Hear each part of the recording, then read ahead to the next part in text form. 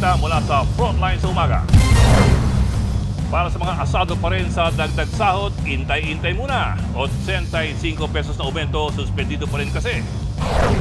Extra ingat sa mga motorista ngayon pong tag-ulan, lalo na sa mga nagdadaan o nadadaan sa mga takaw disgrasyang lubak sa mga kalsada. Ang mga inirereklamong daan na yan, iisa-isahin natin. Usapang pondo, leadership fund o allocable sa pambansang budget, pinabubuwag ni Senator Ping Lacson. Speaking of budget, para sa mga misis nating mamimili ngayong Biyernes, kailangan bang maglaan pa ng extra? Ang presyo ng ilang bilihin, silipin natin sa Palengke Day ni Lala Laila.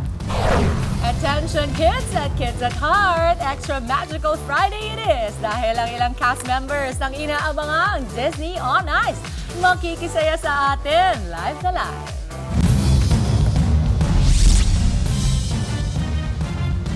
Good morning, kapatid! Simulan natin ang balitaan. Mga kapatid, manatiling suspendido ang pagpapatupad ng 85 pesos na wage hike sa Metro Manila. Kasunod to ng paglalabas ng preliminary injunction ng Pasig RTC sa taas sahod. Ibig pong sabihin, hindi pa makakatanggap ang mga manggagawa ng unang bahagi ng 60 pesos o na 60 pesos na wage increase na dapat ay pinatupad na noong Hulyo. Ayon sa Korte, mas makabubuting pansamantalang ipatigil ang pagpapatupad ng wage hike habang dinidinig ang petisyon dito.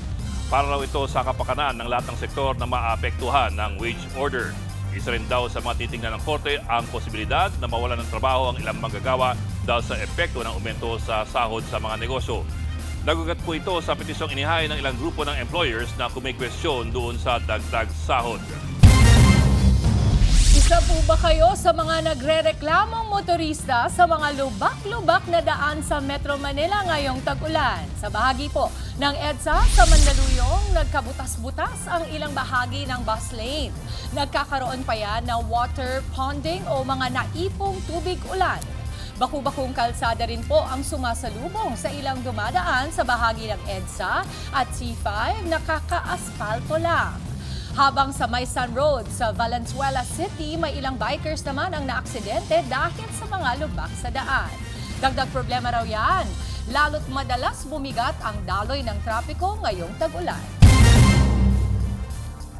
Mas masahol pa sa pork barrel. Yan po ang paniwala ni Senator Ping Lacson kaugnay sa tinatawag na Leadership Fund o allocables sa pambansang budget. Nakakagulo rin daw sa proseso ng budget ang Leadership Fund. Lumalabas kasi na nakakapagpasok ang mga mambabatas ng proyekto kahit binabalangkas pa lang ng ehekutibo ang pambansang budget. Ang pag-amyenda raw o insertions ay dapat nangyayari habang dinidinig ang National Expenditure Program sa Kamara at Senado. Nauna nang isiniwalat ni dating DPWH Secretary Manuel Bonoan na hindi bababa sa kalahating bilyong piso ang nakuha umano ng bawat senador habang 1 bilyong piso para sa mga chairperson ng mga komite. Ito naman, arestado ang isang hold-upper matapos maharang ng mga pulis sa footbridge sa Muntinlupa. Kita pa sa video ang pagkumpronta ng pulis sa sospek. Nagpambuno sila habang inaagaw ng pulis ang baril ng sospek. Pumutok naman ang baril ng sospek at tinamaan ng kawatan sa binti. Doon na siya tuluyang naaresto. Bago po niyan, ng biktima raw ng isang jeepney ang sospek. Ang iba pang detalye tungkol dyan, abangan maya-maya lamang. Sa mga nag-aabang po ng magulang at estudyante ng anunsyo, suspendido pa rin po ang klase sa ilang lugar sa bansa dahil sa masamang panahon. Walang pasok sa lahat ng antas sa Lingayen, Pangasinan, Morong, Bataan at mga bayan ng Kalumpit at Obando sa Bulacan. Mula preschool naman po hanggang elementary ang walang pasok sa ilang bayan ng Benguet. Gaya na lang po ng La Trinidad at Tubac. May mga nagsuspindi rin ng klase mula preschool hanggang senior high school. Kabilang dyan ang Maynila, Mandaluyong, Pasig City at ilan pang lugar sa Benguet, Bataan at Bulacan. Wala naman pong face-to-face classes sa Malabon City, Valenzuela, sa ilang bayan sa Pangasinan maging sa Concepcion, Tarlac at Mariveles, Bataan. Suspendido rin po ang face-to-face classes sa ilang lugar sa Bulacan. Gayon din sa ilang lugar sa Pampanga, kabilang ang Lubao, Guagua at San Simon. May mga piling paaralan din po ang nagsuspinde ng face-to-face classes sa bayan ng Apalit sa Pampanga. Kasama riyan ang Apalit National High School at ilang private schools sa bayan. Suspendido rin po ang face-to-face classes sa ilang lugar sa Cavite.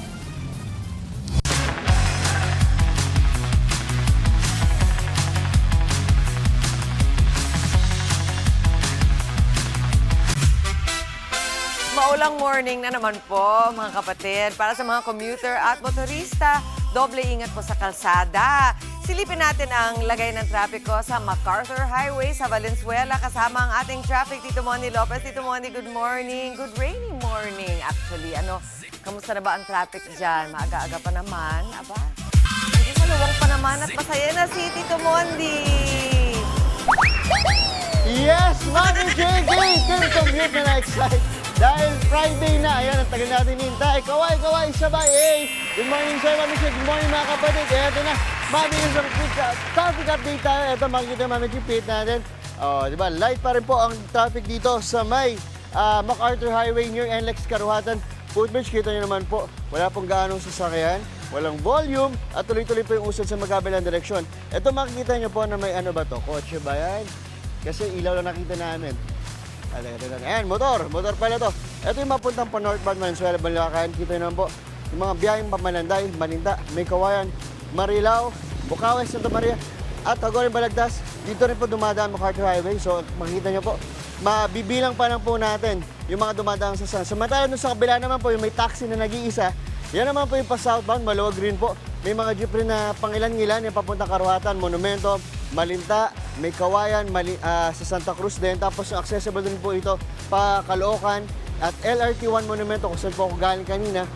Tapos Santa Cruz at Manila. Dapat ito, Mami Chick, mga kapatid, talaga dapat malakas yung ulan. Wala naman pong baha, pero kitang-kita po natin na basa yung kalsada. Kaya po, makikita po na kailangan mas maingat po tayo dahil napakadulas po nung daan, lalo na po sa mga motor. Kita nyo yun, ha?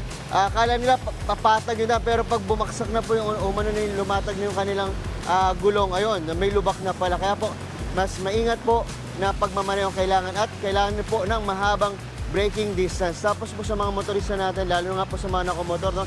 Huwag iwasan po yung biglaan yung pagpreno para po yung mga sa unahan ninyo, hindi po kayo ma-aksidente. Tapos ito nga rin pong Karuhatan MacArthur Highway, isa rin po ito sa mga bottleneck na iniiwasan lalo na pag morning rush natin. At dito po sa MacArthur naman din, makita natin, pit lang natin, doon may traffic lights, ayan, pumarang yung truck. Paglagpas mo ng truck na yan, pag tumawid po yan, doon po nagbi-build up yung traffic kasi may stoplight po doon sa may bandang kanto ng Cecilio J. Santos. Kuya, ayan, pada rin natin. Ayun, diba? Doon naipon sila, tapos may stoplight. Pero wala naman traffic dito, Mami Chigi. At again, dahil it's Friday, masaya kayo. Coding po natin, 9 at 0. Yan muna natin live update mula dito sa MacArthur Highway. Balik sa inyo, Mami Chigi. Friday na! Umapunta tayo sa Friday. Masaya si Tito Mondi. Papalikan ka namin mamaya dyan. Susunod, kasong grave threat na sinampan ng DOJ, pinapapasura ng kampo ni VP Sara. MMDA personnel naninikit na ng mga pasaway na nagkakalat sa kalsada. 5,000 pisong multa sa mga nagkakalat isinusulong. Cast ng kapatid seryeng A Secret and Prague, balik bansa na matapos ang kanilang mga pasabog na eksena sa Italia. Yan at iba pang mga balita sa pagbabalik ng Frontline sa umaga!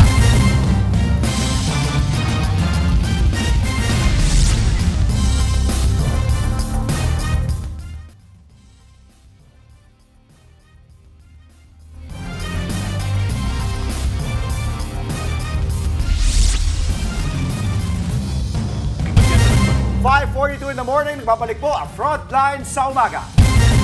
Pinapapasura ng kampo ni VP Sara Duterte ang kasong grave threat na sinampan ng Department of Justice laban sa kanya. Lack of jurisdiction ang grounds ng legal team ng bise para sa kanilang motion to quash. Hindi na muna sila nagbigay ng iba pang detalye. Binigyan ng QCRTC ng 5 araw ang prosekusyon na magkomento sa mosyon ng bise. Nagugat ang kaso sa pagbabanta ni VP Sara sa buhay ni ng Pangulong Bongbong Marcos, First Lady Liza Arneta Marcos at dating House Speaker Martin Romualdez. Ginit naman ni Prosecutor General Richard Padulyon na walang nagbabawal na sampahan ng kaso si VP Sara. Kasunod po ito ng naunang pahayag ng kapo ni VP Sara na hindi maaaring i-prosecute ang bise sa kaso na ginawa ring patayan ng kanyang impeachment case.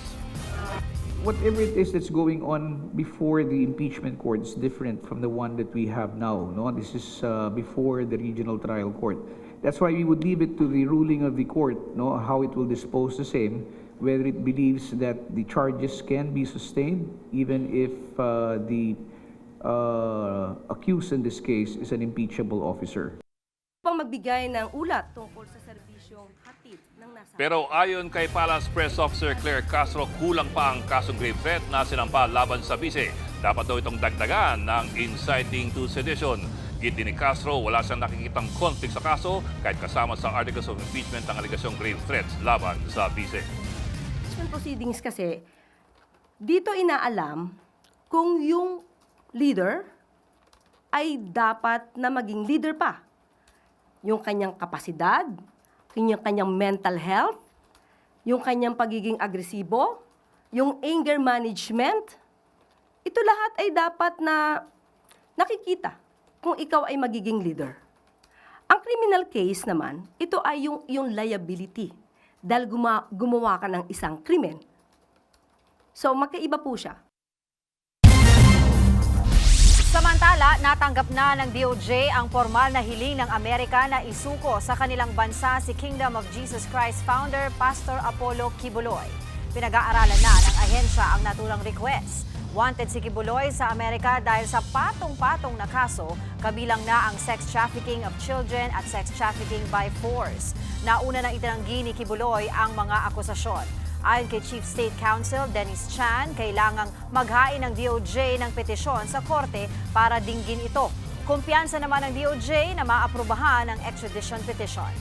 The court where the petition will be filed will now have to determine whether yung mga pinasa ba nating petition and the supporting documents are compliant with the extradition treaty, and if found to be compliant and all the other elements are established, then I do not see any reason for extradition not to be granted. Samantala, hindi pa rin may patutupad ang taas sahod para sa mga manggagawa sa Metro Manila dahil po yan sa inilabas ng Pasig Regional Trial Court na preliminary injunction sa naturang wage hike. Ibig sabihin, hindi muna makatatanggap ang mga manggagawa ng unang tranche na 60 pesos wage increase na dapat ay ipinatupad na noong Hulyo. Mariin naman itong kinundena ng labor group na Sentro. Wala raw karapatan ang korte na pigilan ang naturang aumento sa sahod. Git naman ng Akbayan Party, pang-hostage nila ito sa karapatan ng mga Pilipino sa nakakabuhay na sweldo. Unang naglabas ng 20-day temporary restraining order ang Pasig RTC noong July 30 matapos questionin ng ilang grupo ang employer ang naturang dagdag sahod. Isinusulong naman po ng MMDA na itaas sa 5,000 piso ang multa sa mga mahuhuling nagkakalat ng basura. Pero babala ng MMDA, tinitikitan na nila ang mga ito. Nasa frontline na balitang yan si Gerard de la Peña. Tapon dito, tapon doon. Ayan, baha tuloy. Kaya ngayon, hindi na lang sa daanan ng mga tubig nagbabantay ang mga tauhan ng MMDA para alisin ang mga bumabarang basura sa daluyan ng tubig. Kahit umuulan, ready ang mga tauhan at enforcer ng MMDA sa buong Metro Manila. Yan ay para paalalahanan ng publiko na huwag magkakalat. Ngayon kasi, nanguhuli na sila ng mga nagtatapon ng basura. Masdan ang motorcycle taxi rider na ito na pasimpleng itinapon ang kanyang sigarilyo. Kaya ang mga nakabantay na spotter at enforcer, hinuli siya at pinagmulta. Babayaran ko po at hindi na po ulitin.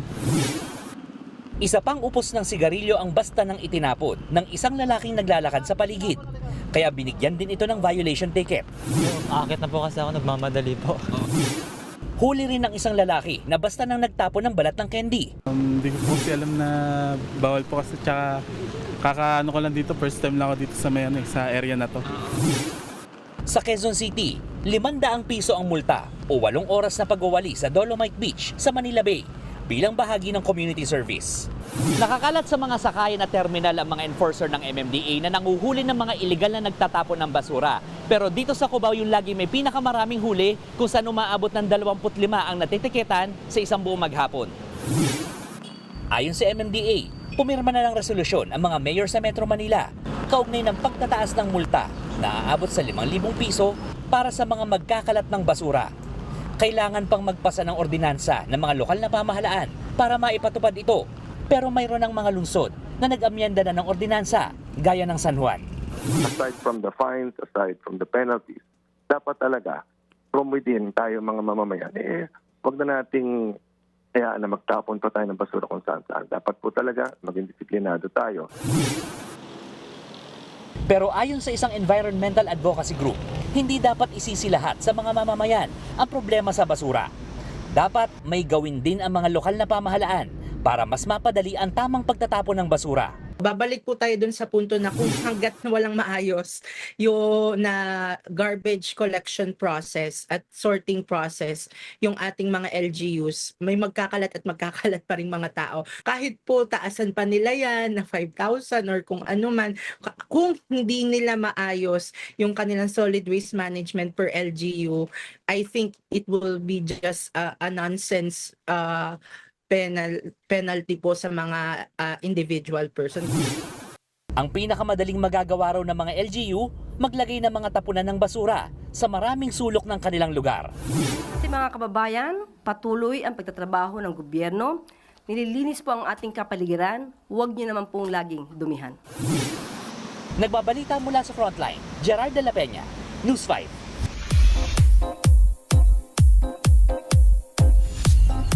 Balik bansa na nga po this week ang cast ng serye nga Secret in Prague matapos ang kanilang trip to Rome para sa mga pasabog na eksena. Enjoying his downtime sa isang park sa Italia, siya Secret in Prague star Enrique Hill, aka Mikoy.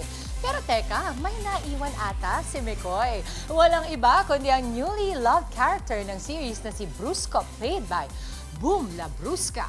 Pabirong hirit niya, bakit hindi siya sinama sa Italy? Pero kidding aside, thankful daw si Boom dahil bukod sa napakasaya ng set, nabiyayaan pa siya ng project sa TV5. Abangan po ang A Secret in Prague, 9:30 p.m. every weeknight sa Netflix at sa Todo Max Primetime 5 ng TV5.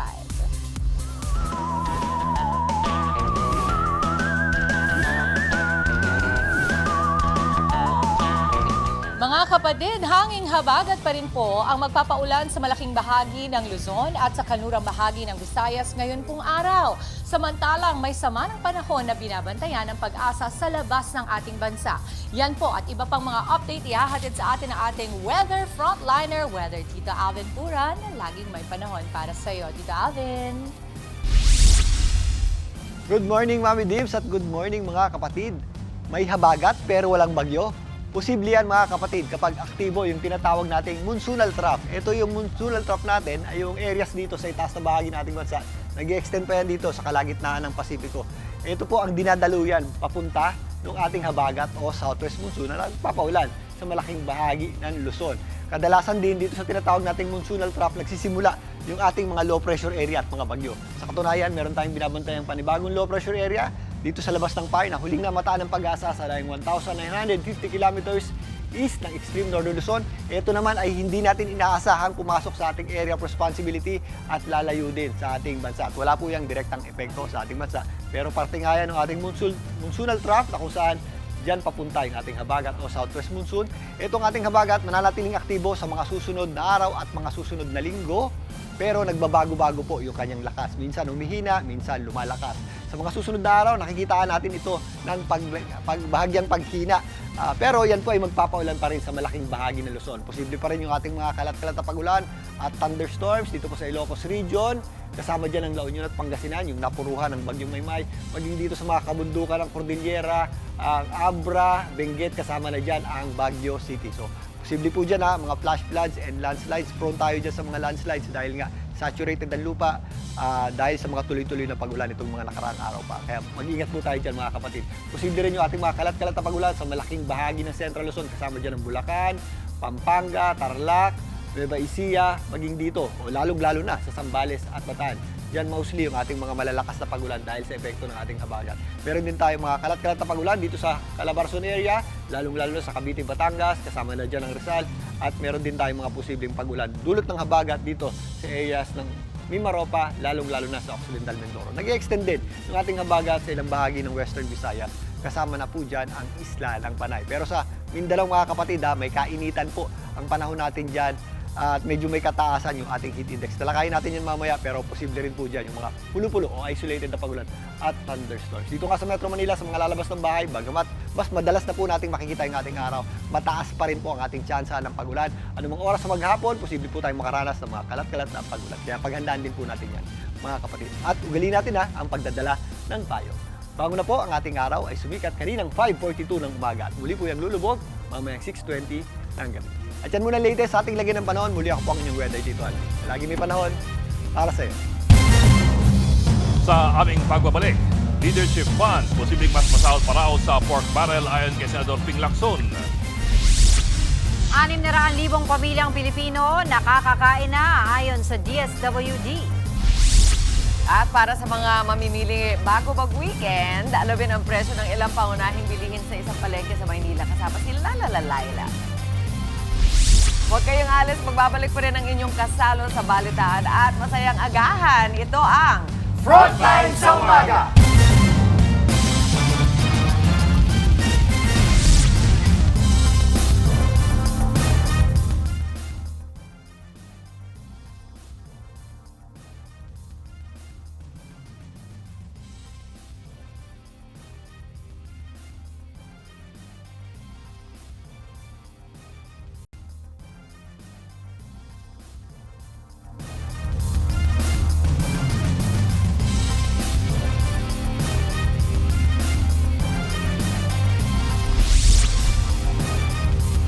Good morning kapatid, 3 minuto bago po mag-alas 6, nagbabalik ang Frontline sa Umaga.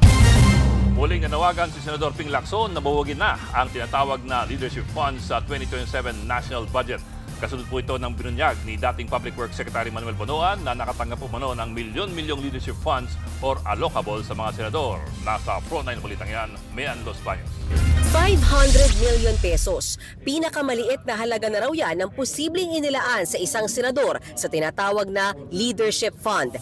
Sa pagbubunyag ni dating DPWH Secretary Manuel Bonoan noong 2024 ay mayroon daw tig 500 million pesos ang kada senador. Pwede pa yang maging 1 billion pesos kung chairman ka raw ng isang Senate committee. Special mention ni Bonoan sina Senators Jinggoy Estrada, Bongo at Robin Padilla. Sila raw ang mga nagsumite ng listahan ng mga infrastructure projects na gusto daw nilang mapondohan agad, bagay na pinalagan ng mga nabanggit at bumuelta pa sa dating kalihim. Sana lang po sa susunod pag kami nagsulat ng ganyan, ituloy-tuloy nyo naman kasi nabanggit kami pero hindi nabanggit na FLR yon for later release.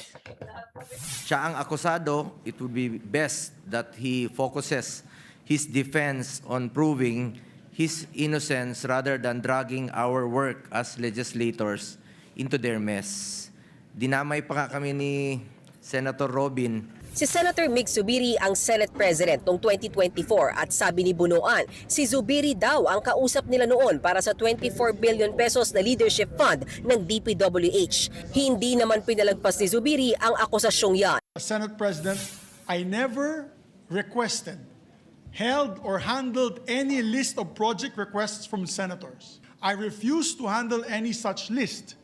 Wala po dumaan na proposed budget amendments sa ating tanggapan. Alam ng mga senador yan. Wala pang pahayag si Estrada na nakakulong ngayon para sa kasong plunder. Si Senator Ping Lacson naman na hindi senador noong 2024, tinawag na mas masahol pa sa pork barrel ang nasabing leadership fund. Hindi raw dapat nababraso ng mga mambabatas ang budget. Kung meron mang gustong isingit na pondohan, dapat ay naririnig ito ng publiko. Dapat ginagawa daw ito habang pinagdedebatehan ng mga mambabatas sa plenaryo ng Kamara at Senado. Bagamat hindi naman illegal ang leadership fund, sana raw ay wala nang ganyan sa 2027 budget. Ang masama doon, walang items sa budget. Lump sum yun, na saka pa lang niya identify yung projects pagka enacted na yung budget. Kaya nga sinabi ng Supreme Court, that's illegal at unconstitutional. Tiniyak naman ni Senator J.V. Ejercito na siyang chairman ng Finance Committee na walang makakalusot na leadership fund ngayong taon. Mangyayari lang amendments or insertions during plenary sa budget deliberations mismo. Everything will be done in open session. No? Wala na ho yung mga secret bycam, wala na yung small bycam na tinatawag. Nagbabalita mula sa Frontline, Mean Los Baños, News 5. Nakagawa nga po ng sarili nilang flood control ang isang komunidad sa Malolos, Bulacan. Gumamit sila ng mga shell ng talaba, kawayan at bunot ng niyog para pigilan po ang naglalakihang alon. Nasa Frontline na balitang yan si Mon Gualvez, exclusive. Hindi nakaligtas sa pagbaha ang Malolos City sa Bulacan mula sa ilang araw na pag-uulan dulot ng habagat. May flood control, pero kung hindi substandard ay hindi naman mapakinabangan. Pero sa isang komunidad sa Barangay Pamarawan, kahit umuulan at high tide, hindi na sila problemado sa pagbaha. Sinimulan kasi rito noong nakaraang taon ang large-scale nature-based flood mitigation project o tinatawag ngayong Building with Nature. Naabutan pa namin ang paglalagay ng mga shell ng talaba sa mga coconut o tila sakong gawa sa bunot ng niyog. Sila po yung nagsisilbing protection. Pag pinagsama-sama mo kasi sila kasi sir, kaya nilang i-withstand yung lakas halos nung wave. And then eventually, yung banlik din po na dalan nung tubig ay makakatulong para mas lalo pa siyang maging matibay dahil matatrap doon sa pagitan po ng mga shell. Pinagpatong-patong ang libo-libong coconut 2 kilometrong layo mula sa mga kabahayan. Sinong mag-aakala na yung mga shell ng talaba na itatapon na ay mapakinabangan pa pala? Lalo na kapag pinagsama-sama at nilagay sa coconut, gaya nito, nakitatayuan namin na nagmukha ng isang isla pangharang sa mga alon na poprotekta sa komunidad. 2 ang tumatayong natural na breakwater. Bukod sa mga oyster filled bags, meron ding inilagay rito mga bamboo o kawayan na pamigil din sa naglalakihang alon. Hiwalay pa ito sa mga sediment trapping units na mga kwadrong gawa rin sa kawayan. May humaharang na. Hindi katulad dati na hindi sila makapaghanap buhay dahil pag tumaas ang high tide, diretso po agad sa bahayan. Diretso agad sa City of Malolos. Ngayon po, may first line of defense tayo. Ang depensa natin ay hindi gumagamit ng simento, hindi gumagamit ng bakal, walang ginamit ng mga gray instruments po natin, pero ang gamit lang po natin dito, kawayan, coconuts at talaba. Pag malakas ang hangin, nangangamban ho kami na, baka mag-iba yung kubo namin dito kasi may kubo ho kami dyan, pahingan. Ngayon? Ngayon, parang sabog na ho, alon, sabog na. Hindi na siya ganun. Hindi na mahampas doon sa pader na Malagapak. Aabot sa 14 na hektarya ang lawak ng tinatayong Building with Nature.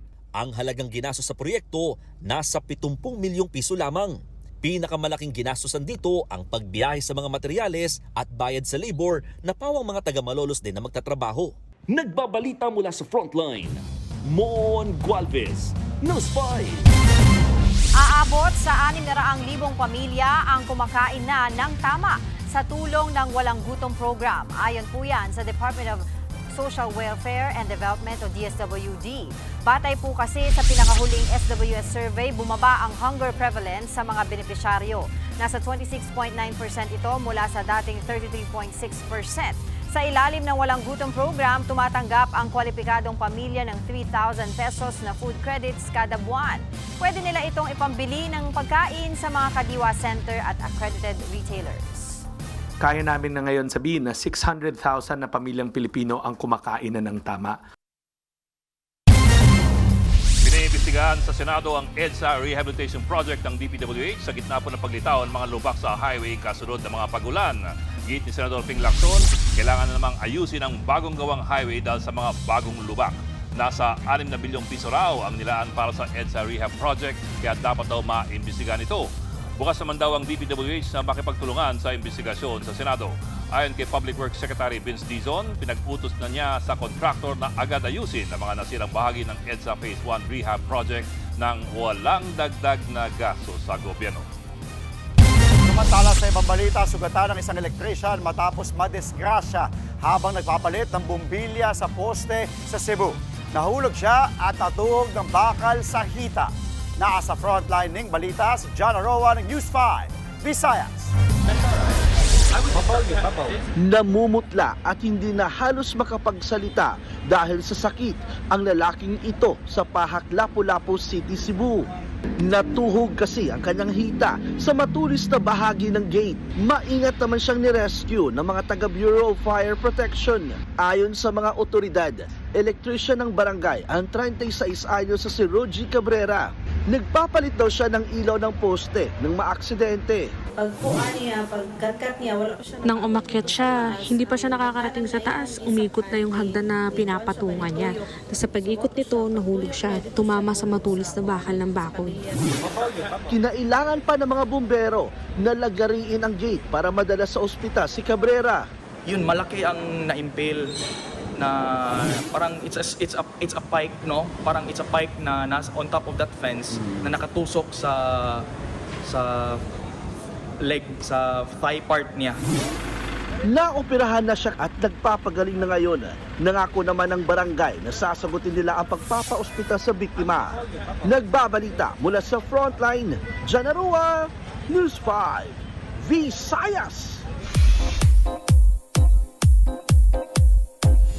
Nireveal ng BTS members na sina V at Jungkook na pareho silang may iniindang ngayon. Sinabi ni V sa isang live stream with Jungkook na may problema siya sa pandinig. Higit 2 taon nang humihina ang pandinig ni V.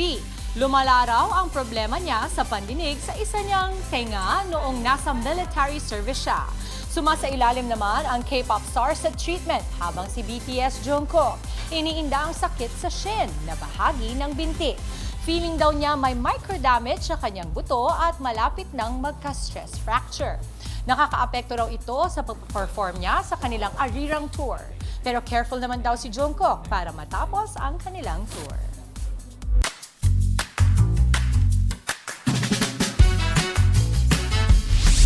Mga kapatid, pa-weekend na, nakapamalengke na ba kayo?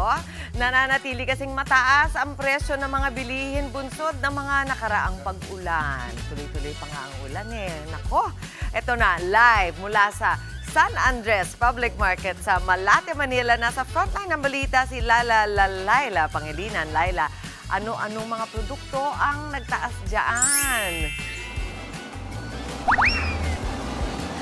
Mami Chiki, bago yan, hindi ko na nga alam kung ilang araw nang hindi ko nakikita ang araw. O, di ba? Ilang araw nang nag-uulan, mauubos ang duster ko, Mami Chiki. Kailangan na natin bumili ng dryer, pero ikaw ang magbabayad.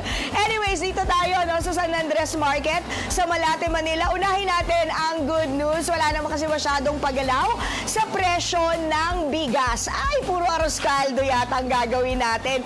Kasi pati manok ay hindi masyadong apektado ng pagtaas ng mga bilihin. No? Hindi ba? Simulan natin dito sa ating special rice. Ito ay nasa 50 to 60 pesos kada kilo. Samantalang ang well-milled rice natin ay 48 pesos kada kilo. Ang imported rice, naglalaro yan mula 55 hanggang 70 pesos kada kilo. Ang karne naman, nako, ito medyo tumaas. Ay, bumaba pala. Bumaba siya. In fairness, magandang balita rin ito, di ba? Nagsimula tayo sa wala masyadong paggalaw. Ngayon naman, dito tayo sa bumaba ang presyo dito sa San Andres Public Market.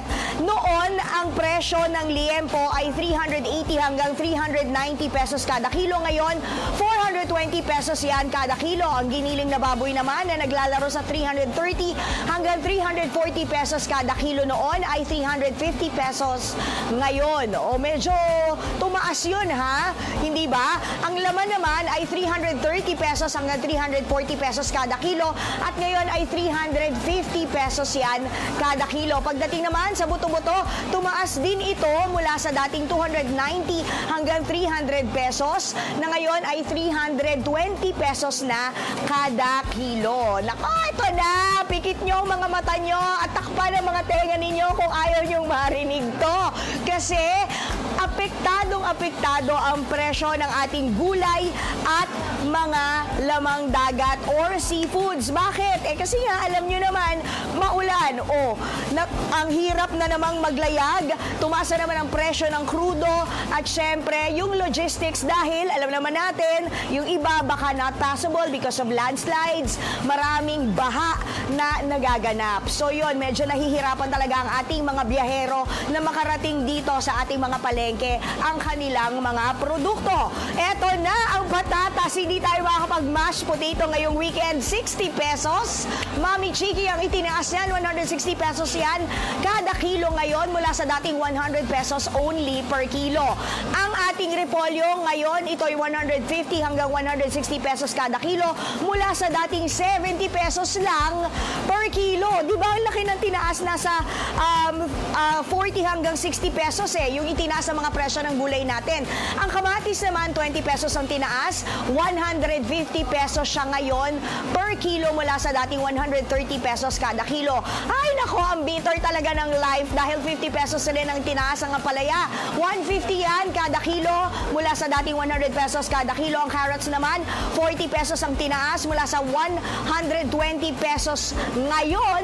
Noon, 80 pesos lang yan kada kilo. Paano ba naman tayo makakapag-chapsuy niyan, Mami Chiki? Pagdating naman sa seafoods, eto na ang galunggong. 60 pesos din ang tinaas dito sa San Andres Public Market. 260 pesos yan kada kilo mula sa dating 200 pesos kada kilo. At kung magpapaksiw kayo ngayon, ang sarap, o kaya di ba sinigang na bangus, 300 pesos yan kada kilo ngayon mula sa dating 260 pesos kada kilo. At ang tilapia, 180 pesos yan kada kilo mula sa dating 160 pesos kada kilo. So kung medyo maliliit, may mga apat ka na siguro per kilo. At ang tulingan naman mula sa 360 pesos ngayon, dati siyang 300 pesos kada kilo. Nako, Mami Chiki, paano ba naman natin babudgetin? Dumidiretso talaga ang buhok ko. Paano ba naman natin babudgetin ang ating susweldohin ngayong araw? Kailangan talaga natin ng tipidity. O hindi ba? Yan muna pinakamuli. Balik sa inyo sa studio. Tipidity, gusto ko yan, Laila. Alam mo, mabuti na lang tilapia pa rin ang paborito sa aming bahay dahil yun ang pinakamaliit na pagtaas, 20 pesos lang. Maraming salamat, Laila, sa iyong mga update. Susunod, 3 minuto de edad na nawala matapos lumungoy sa Marilao River, natagpuang patay. 17 grade 5 students sa Negros Occidental nalason ng kinain nilang bunga. 5 plus may handog na level up performance sa kanilang V-Jazz Celebration Anniversary. Yan at iba pang mga balita ay hatid sa atin ni Ted Bailon, DJ Chacha. Ang iba pa po mga balita at pampagana sa umaga, tutukan sa Frontline sa Umaga.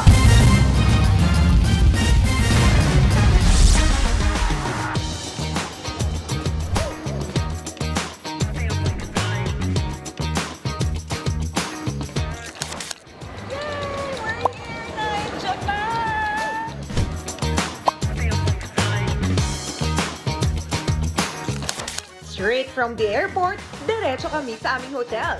At syempre, hindi na kami nagpatumpik-tumpik pa.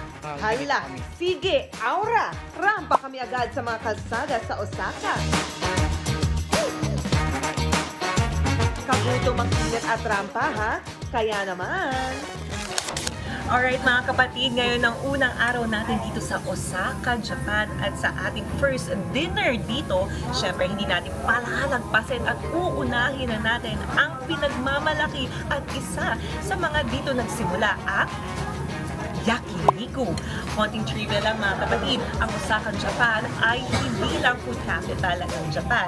Dito rin nagsimula ang yakiniku noong 1940s. Ang ibig sabihin ng yakiniku ay grilled meat na bite size. Ano mga kapatid?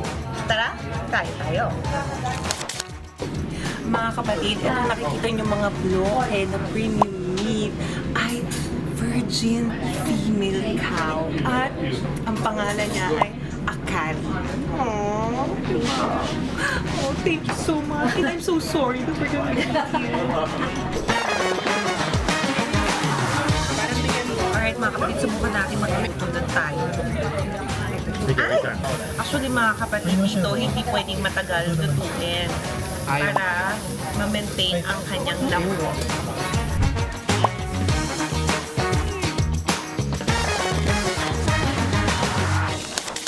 Cook it like this, and we take the yolk. Yeah, and you can enjoy it like this. Thank you. Here we go. First bite? First bite!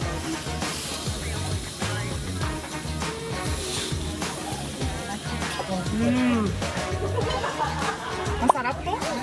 Masarap? Masarap! Masarap? Malambot!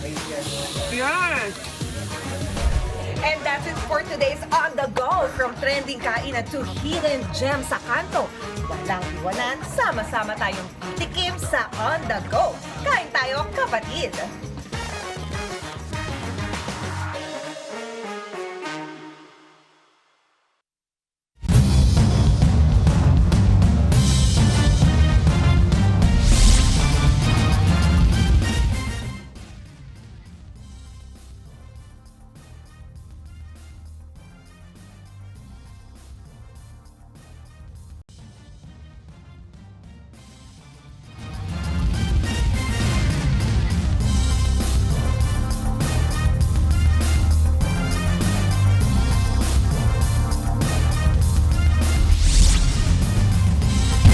Time check, kapatid, 6:21 in the morning. Nagbabalik po ang Frontline sa umaga. Walang takasasang hold-upper na nambiktima ng jeepney sa Muntinlupa City. Nakonner siya ng mga pulis sa footbridge matapos habulin ng taong bayan. Nasa Frontline na balitang yan, Gary De Leon. Nakunan sa cellphone video ang pagharang ng pulis sa isang nakaitim na lalaki sa footbridge sa Sukat, Muntinlupa. Maya-maya, naglabas ng baril ang lalaki na nasa lag ng pulis. Nagpambuno silang dalawa hanggang may tumulong na sa pulis. Maya-maya, may pumutok ng baril. Patay! May baril! Tinamaan ng bala sa binti ang lalaki na napag-alamang isang hold-upper. Pinuntira raw ng kawatan ng isang pampaserong jeepney. Sumakay po siya, tapos ayun po, po siya na hold up. Tapos sabi niya, akin na bag mo. Tapos nung una, hindi ko po binigay. Nung hindi ko po binigay, naglabas po siya ng baril. Tapos itinutok po sa ulo ko. Nung pagkatutok po pa rin sa ulo ko, hindi ko pa rin po binigay yung bag hanggang sa nag-agawan na lang po kami. Doon po, nakatakbo po siya. Hinabol ng mga tao ang suspect na dumiretso sa footbridge. Plano raw sana nitong tumawid sa boundary ng Parañaque. Tempo namang nandun ang mga pulis na regular na nagpapatrolya. Yung robbery hold up po na nangyari is dito sa may service road. So pagka-hold up po nung suspect, tumakbo siya doon sa may footbridge. So nung nung itinawag, nakapag-responde agad yung mga kapulisan po natin. Doon siya inabutan. Nakumpiska sa suspect ng isang caliber 45 na baril. Nabawi rin naman ninakaw niyang wallet, cellphone at bag. Dinala siya sa ospital dahil sa tinamong sugat. Sinampa na siya ng kasong robbery at illegal possession of firearms at direct assault. Tumanggap naman ang pagkilala mula sa Southern Police District, Napolcom at Muntinlupa LGU ang mga rumuspondeng pulis na sina Police Master Sergeant Alvin Cordero, Police Staff Sergeant Lloyd Francisco at Patrolman John Lee Macaraeg. Nagbabalita mula sa Frontline, Gary De Leon, News 5. Sa Davao City naman, sa pool sa video ang pananaga ng isang lalaki sa nakaalitan sa palengke. Nagnakaw daw kasi ng isda ang biktima kaya tinaga ang kanyang daliri. Aniya sa Frontline sa balita si Bril Montalvo ng News 5 Mindanao. Kita sa CCTV ang lalaking nakasando na may hawak na itak sa Bangkerohan Public Market sa Davao City Miyerkules ng umaga. Maya-maya itinaas niya ang itak at ambang may tatagain. Ilang saglit pa makikita ang paglabas mula sa loob ng palengke ng lalaking may dalang styrofoam box. May hawak din siyang itak. Hinampas niya ng itak ang lalaking nakasando habang gamit na panangga ang styro box. Nahinto ang gulo nang umalis ang lalaking may bitbit na styro box. Pero sinundan siya ng kanyang nakaaway. Sa isa pang video, makikitang nagkalat ang dugo sa kalsada. Tinaga na pala sa daliri ang lalaking nakasando. Agad naman siyang binigyan ng first aid ng mga tao sa lugar. Dinala sa ospital ang biktima na kinilalang si alias Banban, 20 anyos. Kinilala naman ang suspect na si alias Bert, 25 anyos na tindero ng isda sa palengke. Sa imbestigasyon ng mga pulis, nagkaroon umano ng mainit na sagutan ang dalawa na humantong sa tagaan. Nagnakaw raw kasi ng isda ang biktima mula sa paninda ng suspect. Si victim natin, pumunta siya doon sa tindahan kasi itong suspect natin is a laborer ng tindahan ng isda. Si victim, pumunta siya doon, kumuha siya ng isda from the vendor, and then sinita siya ng ating suspect. But unfortunately, yung reaction ng ating victim is kumuha siya ng itak from doon sa mga nakahilera ng mga tindahan. So kumuha siya ng itak, and then na-alarm din yung suspect natin, nag-react din siya, and kinuha niya yung kanyang ginagamit na kitchen knife. Ligtas na ang biktima na nagpapagaling pa sa ospital. Patuloy naman pinaghahanap ang suspect ng posibleng maharap sa reklamong serious physical injury. Nagbabalita mula sa frontline, Bril Montalvo, News 5, Mindanao. Lumausdo sa kalsada ang isang truck sa Cebu, muntikang mahagip ang ilang sasakyan habang 3 ang sugatan. Nasa frontline ng balita si John Aroa ng News 5, Visayas. Biglang napahigko sa gitna ng kalsada ang itim na SUV na ito sa barangay Poog, Toledo City, Miyerkules ng umaga. Maya-maya biglang sumulpot ang nakatagilid na dump truck. Nasapol ang isang motor. Nagpagulong-gulong ang sakay nitong rider bago nakatayo at tumakbo. Maswerte namang hindi tinamaan ang itim na SUV at isa pang motor. Wasak ang harapang bahagi ng truck. Base sa investigasyon, pumalya umano ang preno nito at bumangga sa gate ang isang simbahan kaya tumagilid. Sugatan ang driver at 2 pahinanti ng truck. Nagkagalos din ang nahagip na rider. Naharap sa kaukulang reklamo ang truck driver. Nakahandusay sa kalsada ang babaeng ito nang abutan ng rescue team sa Cebu City, Miyerkules ng umaga. Nabundol siya ng motor habang tumatawid. Agad siyang isinakay sa ambulansya at isinugod sa ospital. Ayon sa nakabanggang rider, hindi niya napansin ang tumatawid na biktima. Nakakulong na siya ngayon sa kasong reckless imprudence resulting in serious physical injuries and damage to property. Nagbabalita mula sa frontline, John Aroa, News 5, Visayas.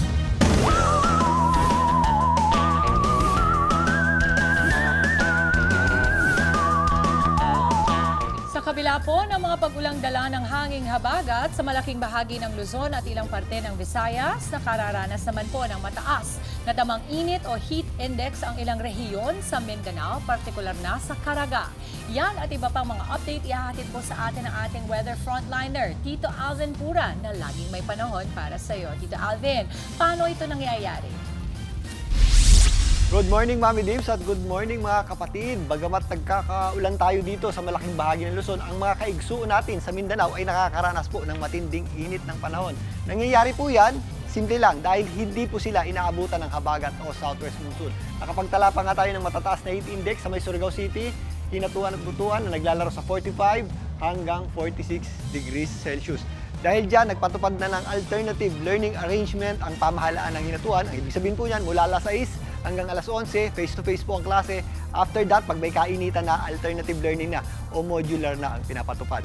Sa ngayon, magpapatuloy po ang ganyang klaseng panahon sa Mindanao hanggat wala pong ibang malawakang weather system na magpapaulan dito. Pero posible pa rin yung ating mga pag-ulan tuwing hapon at gabi dyan sa general area ng Mindanao at ang natitirang bahagi ng Visayas. Pero ang Western Visayas, Calabarzon, Mimaropa, Central Luzon, including Metro Manila, Ilocos Region, mga kabundukan ng Cordillera ay patuloy pong makakaranas ng mga kalat-kalat na pag-ulan at posibleng thunderstorms dahil sa epekto ng habagat. Yung ating habagat ay magpapatuloy sa mga susunod pang mga araw hanggang sa mga susunod na linggo. Mananatiling aktibo yan ha.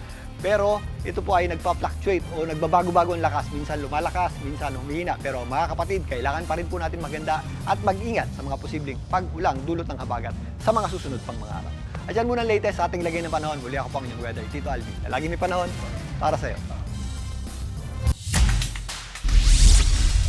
Paalala lang po na nag-uulan pa rin ngayon, Bok. Actually, nagulat ako kagabi. Sabi ko, hindi pa pala tapos ito. Hindi pa. Basta antayin mo kasi hanggang, sabi nga ni Tito Alvin sa atin noon, hanggang October pa rin ang panahon ng habagat. So talagang there will be times hanggang October, may mga pag-ulan pa rin. Pero ito, makibalita naman tayo at baka meron pa rin silang mga iba pang update tungkol sa pag-ulan at iba pa, no? Balitaan po kasama sina Manong Ted and DJ Chacha.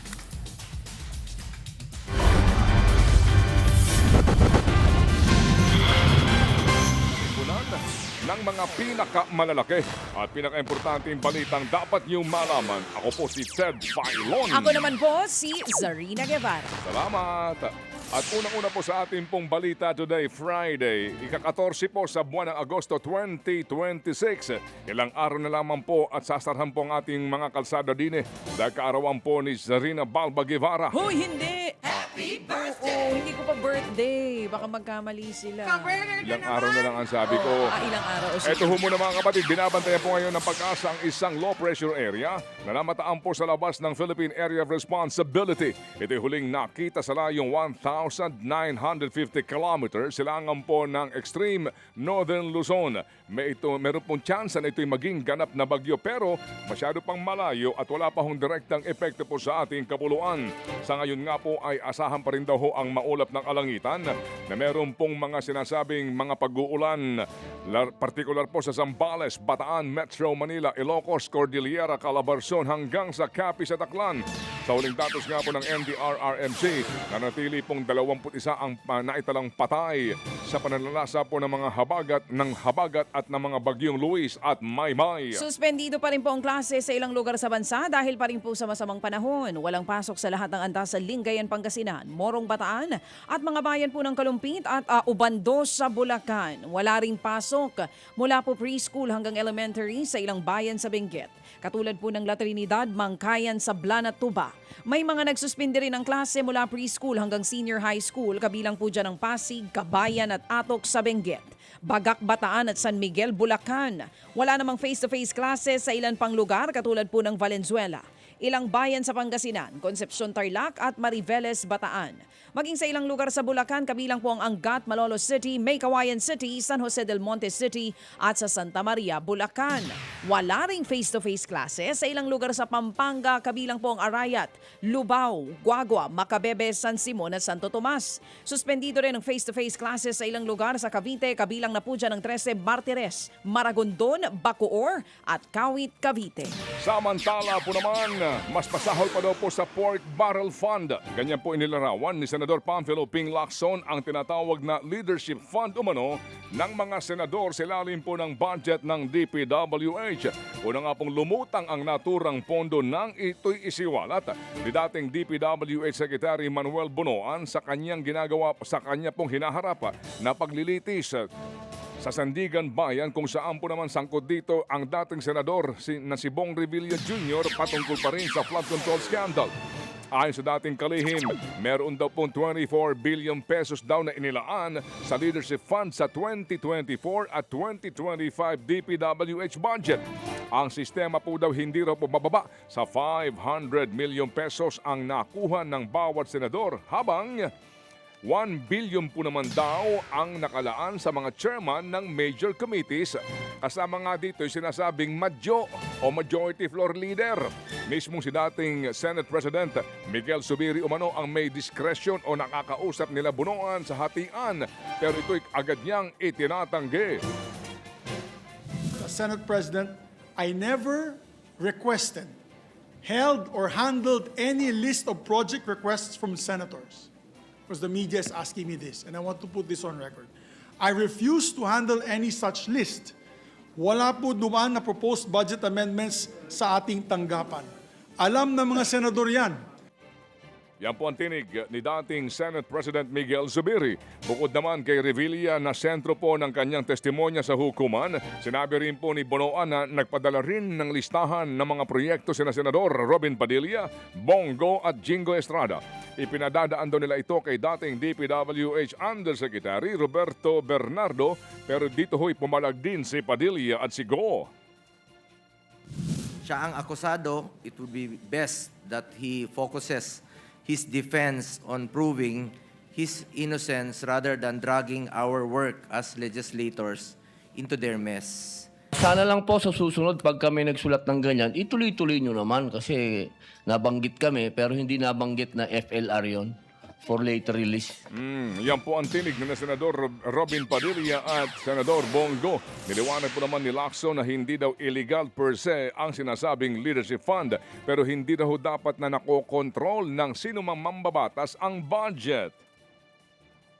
Kung doon pa lang sa NEP, naka-insert na, parang ito yung parang sabihin na natin, ito yung descendant ng pork barrel. Worse pa, kasi ang pork barrel, doon na yun sa Congress eh. Ito, executive domain pa lang, nandun na nakialam na yung mga congressmen because ino-operan nga ng mga allocable. Yan po ang tinig ni Senador Pamphilo Lacson. Mamaya po for clarity ha, muli natin babalikan ang isyong ito at yung nagdaang pong hearing kung saan po naman humarap doon si Bonoan at maliban sa kanya yung dati pong si Yusek Cabral. At doon nga po pinapaliwanag at ultimo po inamin niya. Kagaya nga po ng pagkakahalal kay Tito Sen na kung saan po tumawag daw at sinasabi, no, meron ka bang project bago buuin yung NEP. Yung po sinasabing allocable at leadership fund even before dumating sa Kongreso yung budget, nakasiksik na doon yung sinasabi daw po ng mga pondong ito. Na sabi ho ni Ginoong Lacson, hindi naman illegal per se, pero nagiging illegal kung meron po nangingialam na sa mga kontratista ng naturang proyekto. Amen! Amen. No, ito naman sa iba pang balita, pinababasura po ng kampo ni Vice President Sara Duterte ang kasong grave threat na naisampa po ng Department of Justice laban sa kanya. Lack of jurisdiction and grounds ng legal team ng bise para po sa inihain nilang motion to quash. Hindi na muna sila nagbigay ng iba pang detalye. Binigyan naman po ng Quezon City Regional Trial Court ng 5 araw ang prosecution na magkomento sa motion ng bise. Nag-ugat po ang kaso sa inihaing reklamo ng National Bureau of Investigation o NBI. Kaugnay pa rin yan ng pagbabanta ng bise sa buhay ng Pangulong Bongbong Marcos Jr., First Lady Liza Araneta Marcos at dating House Speaker Martin Romualdez. Iginit naman po ni Prosecutor General Richard Fadulion na walang nagbabawal na masampahan ng kaso si VP Sara. Kasunod po ito ng naunang pahayag ng kampo ng bise na hindi maaaring i-prosecute ang vice-presidente sa kaso na ginawa ring batayan ng kanyang impeachment case. At bukod po naman sa kaso grave threats, naniniwala rin po ang palasyo na dapat na po'y dagdagan pa ang kaso ni Vice President Sara Duterte ng inciting to sedition. Ayon po kay Palace Press Officer Claire Castro, maliwanag po raw na mayroong elemento ng sedisyon sa mga naging pagbabanta ni VP Sara dahil gusto niya babaksakin ang Pangulo at ang gobyerno. Iginigit din po ni Castro na walang issue kung kinasuhan ng grave threats ang bise kahit nakasama na ito sa Articles of Impeachment dahil magkakaiba naman daw ang layunin ng dalawa. Iba po ang nature ng criminal case. Iba yung nature ng impeachment proceedings. So, sa impeachment proceedings kasi, dito inaalam kung yung leader ay dapat na maging leader pa. Yung kanyang kapasidad, yung kanyang mental health, yung kanyang pagiging agresibo, yung anger management, ito lahat ay dapat na nakikita kung ikaw ay magiging leader. Ang criminal case naman, ito ay yung liability dahil gumawa ka ng isang krimen. So, magkaiba po siya, in full. Ang effect nun is, there is this intention to sow hatred against the president, against the government. So, it is not just a simple grave threats. There is this element of inciting to sedition. Salamat. Yan po ang tinig ni Palace Press Officer Claire Castro pero wala pa pong tugon dito ang kampo ng Vice Presidente. Samantala mga kapatid, yung mga elemento po ng sarap ng buhay, wag natin kakaligtaan ha kasi wag natin sasayangin yan. O diba inaanak? Ay, Andre, kamusta ka na diyan, ha? Sa lahat po ng ating mga inaanak at aanakin pa, mga kapatid, good morning sa inyo pong lahat. Oo, huwag kayong sasabihan ng ganire, ha? Excuse me, bigo ko na naman ba? Sandali lang. Ito ang para sa'yo. Pagsikto! Bravo! Food supplement po, men. Di ba nga? Masarap ang buhay. Kaya wag nating hayaan na masayang ito. Itodo ang arangkada na walang palya. Bravo Food Supplement for Men, ang bagsik mo. Brum brum, mapapa. Bravo! Talaga! Sa mga taga-Kaufman. Good morning. Kahapon nagkita-kita kami doon sa basement. Nung pinuntahan natin. Nandun sila sa exhibit. Mga Kaufman boys and girls. Wow, good morning. Hindi naman nila kamag-anak si Nicholas Kaufman.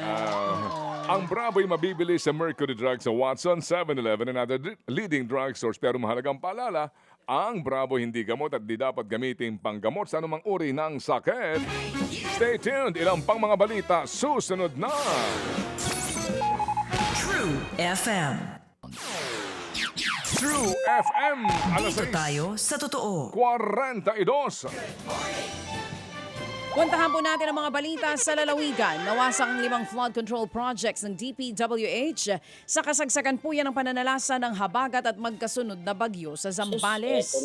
Kasama sa nasira ang San Juan Dike sa Botolan, Tangguay Slope Protection Project sa Santo Niño at Cabangan at ang Santo Tomas River Slope Protection sa San Narciso, Zambales. Mayroon ding mga nasirang flood control sa Santa Fe, San Marcelino at San Felipe. Dahil nga sa pagkasira ng ilang flood control projects, lalo daw lumala ang pagbaha sa ilang komunidad at probinsya. Suma total, aabot po sa mahigit 1,400 pamilya sa Zambales ang apektado ng pagbaha sa lalawigan. Ala, pati sa Botolan. Samantala po naman patay nang nadiskubre ang mga kabataang nawala matapos nga pong tangayin ng rumaragas ng tubig sa Marilao River sa Bulacan noong pong Lunes. Kahapon nadiskubre sa 2 magkakahiwalay pong barangay sa Marilao at 3 sa mga biktima. Sa bayan po ng Santa Maria naman natagpuan ang isa pang nawawalang biktima. Ito po ay kinilala na ng kanilang mga kaanak. Kasagsagan nga po ng malakas na buhos ng ulan hatid ng habagat noong pong Lunes nang maligo ang mga batang ito sa ilog at tangayin ng tubig. Nagpapaalala ang mga opisyal na huwag pong lulusong o maliligo sa mga ilog lalo na kapag mataas ang level ng tubig at malakas ang agos. Baha rin po ang ilang kalsada sa Apalit, Pampanga, kabilang sa naapektuhan ng Balukok Bypass Road. Malakas din po ang pagragasa ng tubig. Sa taas ng tubig, hindi na makadaan ang mga maliliit na sasakyan katulad po ng mga motorsiklo. Pinayuhan po ang mga opisyal na dadaan po sa nasabing kalsada na humanap na muna ng alternatibong ruta. Ayan din sa Pampanga. Hoy, gising! Sugatan po naman ang isang driver at 2 niyang mga pahinante nang dumausdos ang kanilang truck sa kalsada po sa Toledo City, Cebu. Nasa pool nga po ng CCTV ang disgrasya. Nasa pool ang isang motorsiklo. Nagpagulong-gulong ang sakay nitong rider bago nakatayo at tumakbo. Mapalad siyang hindi tinamaan. Mapalad naman po hindi tinamaan ng itim na SUV at isa pang motor. At ayon sa investigasyon, pumalya umano ang preno nito at bumangga sa gate ng isang simbahan kaya tumagilid. Naharap po ang naturang driver ng truck ng katakot-takot na reklamo. Samantala nalason po ang 17 grade 5 students matapos makakain ng bunga ng tuba-tuba. Diyan naman po yan sa Cadiz City. Ayon sa mga pulis, inaya po ng isang estudyante mga kaeskwela na tikman ang bunga ng tuba-tuba na lasa umanong mani. Pero matapos ang 2 oras nakaramdam nga ang mga bata ng pagkahilo at pagsusuka. Agad naman silang dinala sa ospital. Ayon sa LGU ng Cadiz, may toxic component po ang tuba-tuba dahil ginagawa itong biofuel. Nakalabas na po ng ospital ang mga bata. Tatanggalin po naman sa serbisyo ang pulis na nakapatay sa kanyang kapwa-pulis at sibilyan sa parking lot ng isang resort sa Maragondon, Cavite. Pauwi na raw po ang suspect at mga biktima ng magkaroon ng pagtatalo. Pawang mga lasing ang mga sangkot. Matapos niyan ay pinagbabaril ng suspect na pulis ang 2 biktima. Kinumpiska po ang 2 PNP-issued firearm na pagmamayari po ng mga sangkot. Sinibak naman sa pwesto ang hepe ng Maragondon Police at ang kanyang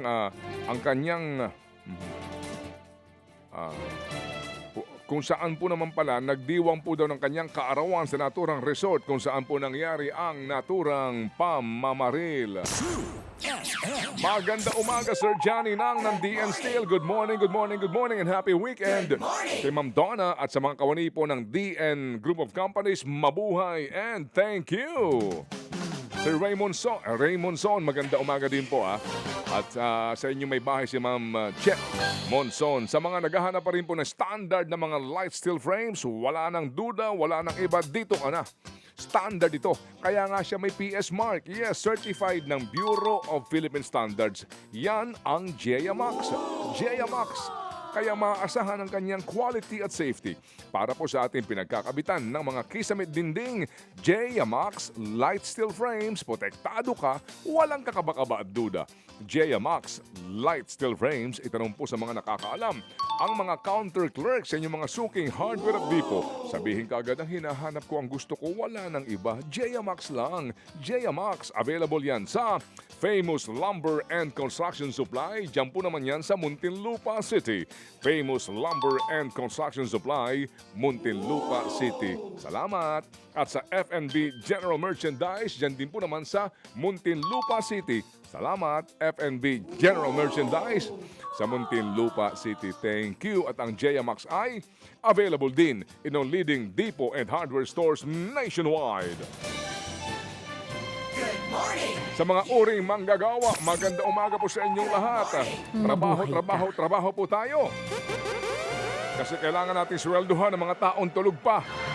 Sana all naghihilip pa, no? Sarap ng mga buhay niyan. Sarap ng gising. Pakapi-kapi ang mga yan. Yes, no? oh, Mabuhusan sana kayo ng mainit na kape. Char! Nagbibilang lang po mga kapatid ng kanilang mga properties. Ay, sarap. Oo, mayroong property sa... tsaka na. Sa ating mga balitang pang-consumer at kalakalang kapatid, naglabas po ng preliminary injunction ang Pasig RTC sa 85 pesos na minimum wage. Para nga po sa mga manggagawa sa Metro Manila. Ibig sabihin, hindi na po makakatanggap muna ang mga manggagawa ng unang tranche na 60 pesos po na wage increase na dapat nga po naipatupad po noong Hulyo. Mariin po naman itong kinokondina ng mga grupong ng mga manggagawa gaya po ng sentro. Giit ng grupo, walang karapatan ng hukuman na pigilan nga ang naturang wage increase. Magugulitang naglabas nga po ng TRO ang Pasig Court matapos questionin ng ilang grupo ng employers ang naturang dagdag sahod. Mamaya pag-uusapan po natin ang napaka-importanteng isyong ito. Samantala, mayroon ng 6 na bidder na interesado po sa Waste to Energy Green Energy Auction para po sa Metro Manila. Yan ay matapos itaas ng Department of Energy o DOE ang installation target sa 400 megawatts mula po sa dating 230 megawatts lamang. Sa October 13, nakatakda ang mismong auction. Inaasahang makukumpleto ang mga proyekto pagdating po ng taong 2028 at magsisimula ng maghatid ng enerhiya sa taong 2029. Lagpas mo naman daw 6 milyong piso na ang halaga po ng danyos na iniwan na masamang lagay ng panahon sa ating agrikultura. Sa datos nga po ng DA ay nasa 689 na milyong piso ang pinsala po ng habag at sa mga nagdaang bagyo. Sa sektor ho naman ng agrikultura sa 7 rehiyon, higit po 21,000 magbubukid ang apektado. Bunsod nga po ng pinsala sa 19,000 hektarya ng taniman. Umaabot naman sa 451 milyong piso ang halaga ng pinsala sa bigas. Nasa 147 milyong piso ho naman ang pinsala sa high-value crops at higit 32 milyong piso ho naman sa mais. Nakapagtala rin po ang DA ng 1.87 milyong pesos na pinsala sa livestock gaya po ng baboy, baka, manok at kambing. Samantala, nakipagpulong po ang Pangulong Bongbong Marcos Jr. sa Palafox Associates at Palafox Architecture Group kaugnay po ng Ifugao Rice Terraces. Tinalakay sa pulong ang Comprehensive Urban Environmental Infrastructure and Economic Development Master Plan para sa Rice Terraces at karatig komunidad.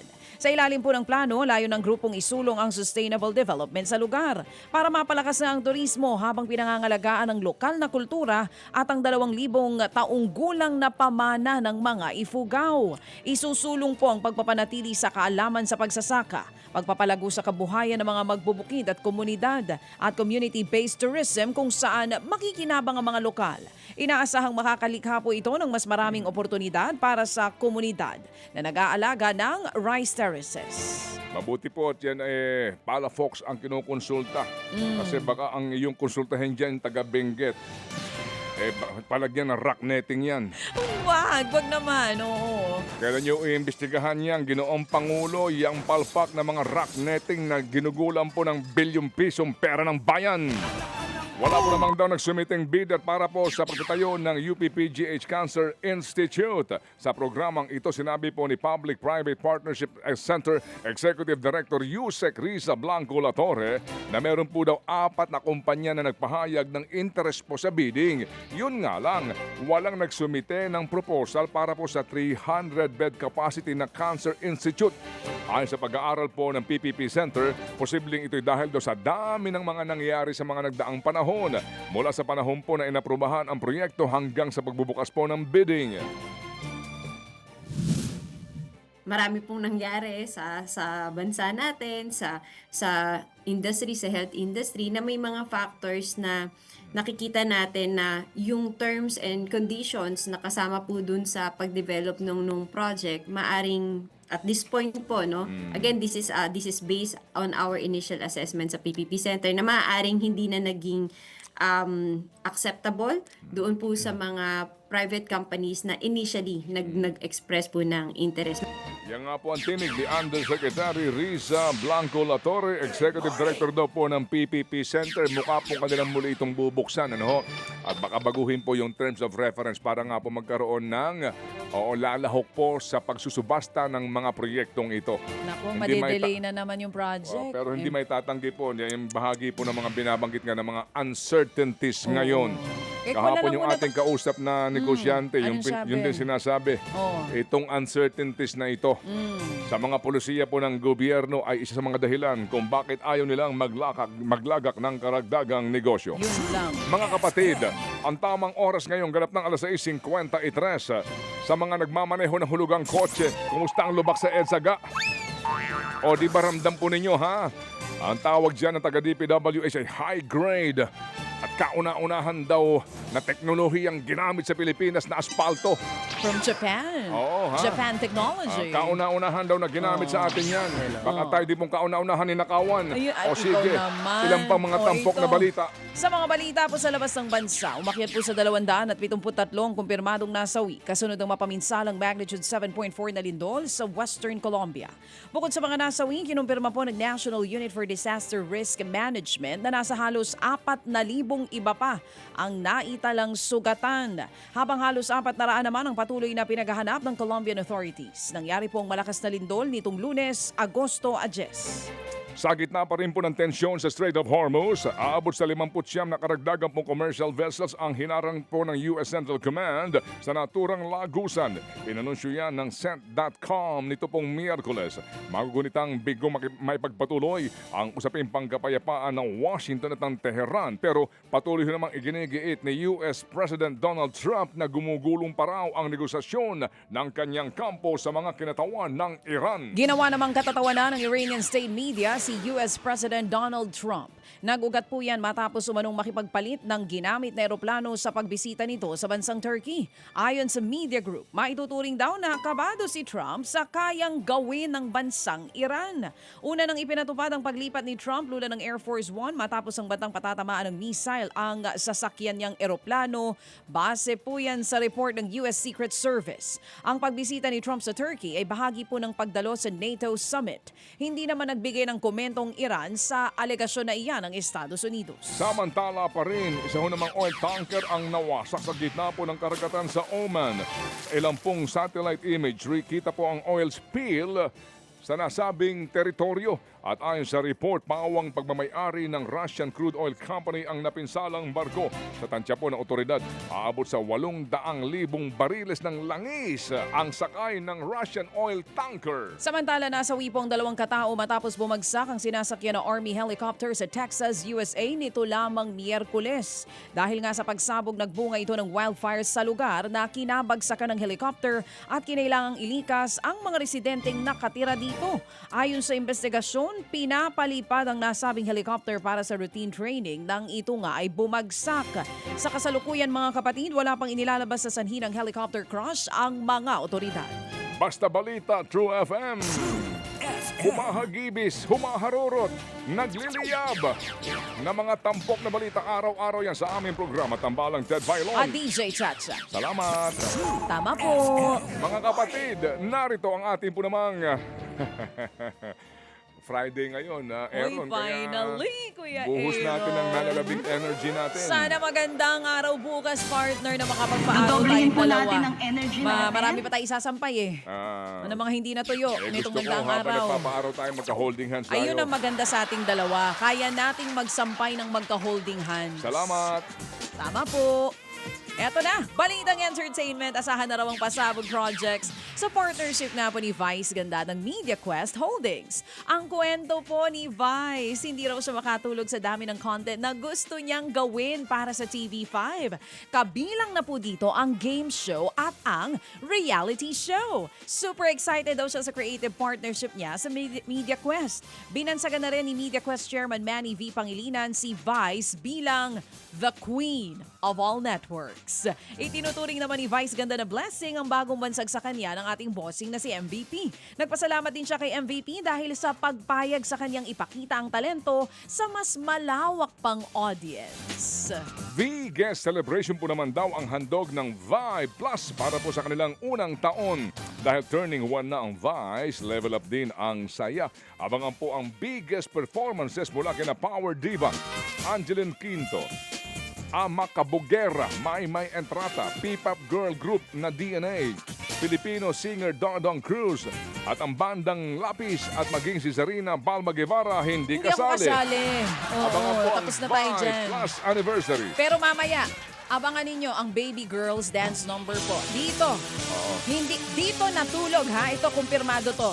Ang Baby Girls na mapapanood niyo po mamaya sa pagbabalik po sa Entablado. Dito nga po sa True FM sa aming pagsasayaw. Dito natulog sa stasyon para sa kanilang performance mamaya. At ito po ang ating live audition para po sa ating itatayong perya sa Hagonoy. Grabe naman yung perya. Hindi man lang pang Itbulaga noong time show. Hindi bagong dancer. Abangan po ang Vibe Plus Anniversary ngayon pong August 15 and 22, 6 p.m. sa weekend trip ng TV5. Samantala, balikbayan mode na ngayong linggo ang cast ng A Secret in Prague matapos po ang kanilang trip to Rome para sa mga pasabog na eksena. Pabirong hirit ni Boom Labrusca, bakit hindi siya sinama? Bagong karakter sa serye si Boom na gumaganap bilang si Brusco. Siya po ang confidant ng karakter ni Andrea Brillantes na si Kiara. Thankful naman si Boom dahil bukod sa napakasaya ng set, nabiyayaan po siya ng bagong proyekto ng TV5. Abangan po ang A Secret in Prague tuwing 9:30 ng gabi only here on TV5. Habang umani po naman ng papuri ang aktor na si Donnie Pangilinan matapos siyang mamigay ng relief goods sa mga nasalanta ng habagat sa Silang Cavite. Wala pong kasamang bodyguard o camera si Donnie nang ito'y mamigay ng tulong. Nakasando, cap at jogging pants lamang daw siya nang dumating sa barangay Acacia.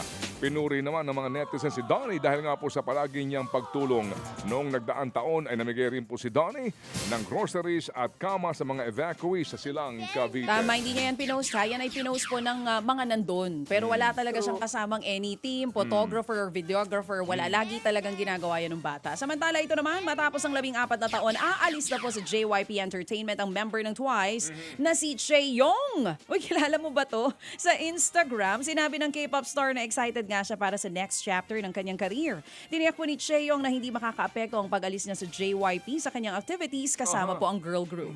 Nagpasalamat din siya sa natanggap na suporta mula po sa JYP at sa grupong Twice. Alas 7 na po ng magandang payday weekend. Good morning sa ating taga-sign language dyan. Hello, good morning. Good morning, Kuya. Ano ulit name ni Kuya? Pwede ko bang Kuya sabihin, Joel. ano ba ang ano mo, pag ganun? Oo. Ano ibig sabihin? Finger heart. Yun lang din yun. Finger heart nga to, Kuya. Happy, yes! Yung, ganon. Paano ulit yung ikulong mandarambong, Kuya, na sign language? Oo. Ikulong? Baka mas madali ikulong kurakot. Oo. Ganon. Oo, ikulong kurakot. Ikulong kurakot, ganun po. Ako ang version sa akin isa Paano? lang. Mas madaling tandaan yan. Okay. Mas gusto ko yan. O sige, sa ating mga kapatid dito po sa Frontline sa umaga, nakaisang linggo na po sila. Welcome po kay Kuya Ed Boklinggaw. Ayan, dito nga po sa Frontline sa umaga. Pero kami po ni Manong Ted ay magpapaalam na dahil 7:01 na nga po. Hanggang alas 7 lamang kami dito. Pero ang programang ito hanggang alas 10 ng umaga. Bago tayo magpaalam ang oras na yan, hatid po sa ating lahat ng Ulta Bio, ang postbiotic immunity food supplement with Lactococcus lactostrain plasma na galing sa Japan. Panlaban po yan sa puyat, sa pagod at sa stress. Mabibili po yan sa Shopee, Lazada at sa TikTok. Pwede rin po sa online at www.ultabio.shop at pwede rin po sa number na ito, 0931-0332-871 para sa masarap at mahimbing na tulog. Ulta Bio Now na. Bibigyan kita nito, Andre Felix. Available na po ito sa lahat ng Mercury Drugstores nationwide. Mga kapatid, pwede rin po kayo manood sa amin sa Signal TV Channel 1 and 1PH at kami po higit sa lahat napapakinggan sa 105.9 True FM sa Mega at sa Metro Manila at sa iba pa nating FM radio station sa buong Pilipinas. See you tomorrow. Hindi pala tomorrow, on Monday. Happy weekend mga kapatid. Balik sa inyo.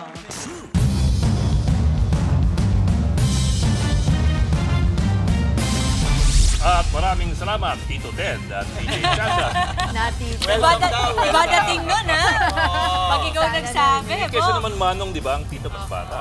ganun ba yun? Di ba? Eh, yung Bok, mas bata ba yun sa Manong? Oh, mas bata. Mas yun. Okay, ito pang ilan nating mainit na balita at maandar ngayong umaga. Paglalaan daw ng leadership fund para sa ilang senador, hindi raw alam ng Pangulo ayon sa palasyo. Warehouse sa mga tela at gamit pang golf sa Pasig na sunog. Bagong tambayan alert, lalo na sa ating mga lolo't lola at kahit fur babies. Ang newly open Senior Citizens and Pet Park sa Pandakan sa Maynila, silipin natin. Unguarded Bonding, ang masayang kwentuhan ni Namawi at ng cast ng much-awaited kapatid series na Mommy Guard. Abangan! Extra Magical Friday! Happy kulitan tayo sa ilang cast members ng Disney on Ice. Kasama pa si Mickey Mouse live. Abangan ko yan si Mickey Mouse. Para sa iba pang update at pampagana, tutok lamang sa Frontline sa Umaga!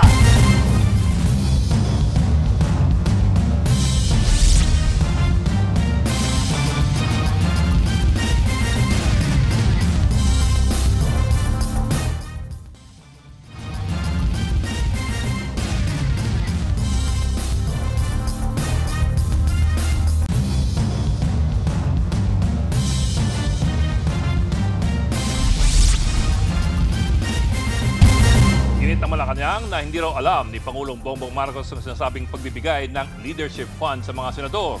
Ayon kay Palas Press Officer Undersecretary Claire Castro, hindi ito kukonsintihin ng Pangulo kung nalaman niya agad ito. Pribado raw ang naging pag-uusap ni dating Public Works Secretary Manuel Bonoan at mga senador. Sa testimonya kasi ni Bonoan, 500 billion pesos hanggang 1 billion pesos ang nakuha ng mga senador sa leadership fund ng DPWH. Ayon kay Castro, walang ganitong klaseng pondo ang ahensya sa pamumuno ni Secretary Vince Dizon. Wala rin daw leadership fund sa ilalim ng proposed 2027 national budget. Ayon sa DPWH, wala silang ganitong klaseng mga fund. No leadership fund under 2027 budget. All projects proposed in the 2027 DPWH budget are based on needs. Kung alam ng Pangulo, hindi yung mangyayari yan.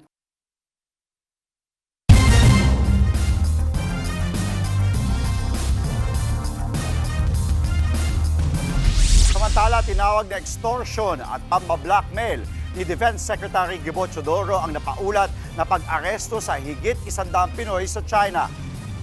Ipinarating ni Teodoro ang pagkondena sa anyay pamba-blackmail ng China at sa pakikialam sa ating law enforcement. Kasunod po ito ng serye ng mga pag-aresto sa mga Chinese sa Pilipinas na sangkot sa iba't ibang krimen. Ayon naman sa Chinese Foreign Ministry, inaresto ang mga Pinoy dahil sa illegal na pagtatrabaho doon. Pinatupad din daw ng China ang maayos na proseso para matiyak na masunod ang karapatan ng mga Pinoy. Nakikipag-ugnayan na ang DFA sa Embahada ng Beijing at sa mga konsulado para makumpirma ang pag-aresto at malaman ang status ng mga nahuling Pilipino. Ibinunyag ni Senator Erwin Tulfo na may mga politiko na nagmamay-ari ng electric cooperative ang hindi nagbabayad ng kuryente at ang konsumo nila posibleng maipasa umano sa mga consumer. Sa pagdinig ng Senate Committee on Energy, iginiit ng senador na hindi dapat mga consumer ang pumapasan sa non-technical system losses. Gusto rin ng senador maisabatas ang pagbabawal sa mga politiko na magmay-ari ng mga electric cooperative. Ayon naman sa National Electrification Administration, tinutugunan na nila ito. Nagbabala rin daw sila sa mga kooperatiba ng mga politiko na puputulan sila kung hindi sila magbabayad. What in the world is that? Pumapasan yung ibang mga consumer. Sinasagot niya dahil wala yung kita dahil si mayor, si gobernador hindi nagbabayad. Totoo po yun. Palagay ko halos ilan-ilan na lang or wala na ho siguro dahil si administrator na ho ang nakikipag-usap sa kanila na ikamamatay ng kooperatiba pag di kayo nagbayad. Well, next time, if you encounter that na politiko, i-report mo sa akin, isumbong mo kay Tulfo and I'll do something about it. Hindi pa muna patutupad ang taas sahod para sa mga manggagawa sa Metro Manila. Kasunod yan ang inilabas na preliminary injunction sa wage hike ng Pasig Regional Trial Court. Kaugnay po niyan, makakausap po natin ang Secretary General ng Sentro ng mga nagkakaisa at progresibong manggagawa, Joshua Mata. Magandang umaga po. Good morning, sir. Good morning. Good morning po. Good morning sa inyo mga tagapanood. Mukhang panibagong delay na naman ito doon sa wage hike. Anong tingin niyo mangyayari ngayon? Well, obviously, nakakadismaya at nakakagalit para sa maraming manggagawa itong nangyaring pagkaroon ng injunction, no? Preliminary injunction. Kahapon pa naman, naasahan na ng mga manggagawa na malilift na yung TRO, matatanggap na nila yung kanilang kakarampot na minimum wage. Unfortunately, napurnada na naman. But ang claim kasi nila doon sa korte is baka magsara yung ibang mga maliliit na negosyo. What do you think of that? Na supposedly baka hindi kakayanan daw ng smaller businesses yung increase, no matter how small it is. Well, una sa lahat, linawin natin, ang nagreklamo po hindi yung mga maliliit na mga negosyante. Ang nagreklamo ay Redicon at R2 ng construction companies na kumikita ng bilyon-bilyon. In fact, kaka-award pa lang po sa Redicon ng 4 billion peso EDSA rehabilitation plan. Yan po ba ay nalulugi? Nako, mahirap naman yang unawain. At ang nakakatawa pa, inaamin dun sa decision mismo na pwede namang ipasa ng construction company yung kanilang wage increase dun sa kanilang kliyente. Well, in many cases, baka gobyerno nga yun, no? And yet, kinatigan pa rin ng korte yung argumento nitong dalawang kumpanyang ito, no, na nagresulta ng pagkaka-hostage ng sahod, no, dagdag na sahod ng mga manggagawa sa buong NCR. Yan ang nakakagalit talaga dito sa desisyon na ito.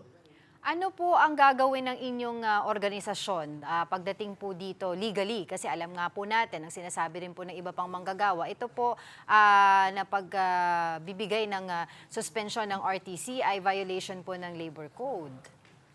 Well, kumilos na po ang akbayan at ang sentro na nung isang araw nag-file na kami, no, ng complaint ng petisyon, no, sa Supreme Court para nga imbestigahan na yung ganitong mga desisyon ng mga judges natin, no, particular na dito sa Pasig, no. At the same time, yun naman po nagkaisa at iba pang mga organisasyon din ay nag-file na rin po ng certiorari, hoping nga na yung Supreme Court ay mag-step in na para una pigilan, i-correct itong ganitong kalokohan, at pangalawa ay para mapigilan yung further na mga pagkasasampa pa ng mga TRO laban sa kakarampot na sahod na inaasahan na ng mga manggagawa.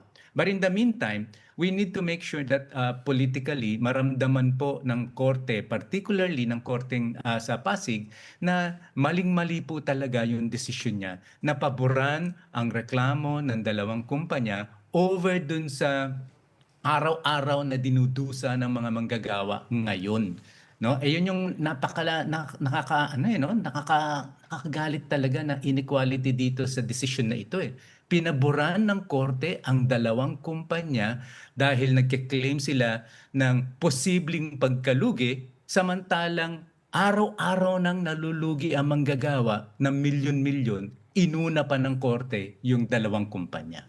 Pero sir, realistically kasi pag umabot sa korte, as it has already right now, it can get tied up sa litigation ng matagalan. So for all you know, baka lalong humaba ito. What do you foresee?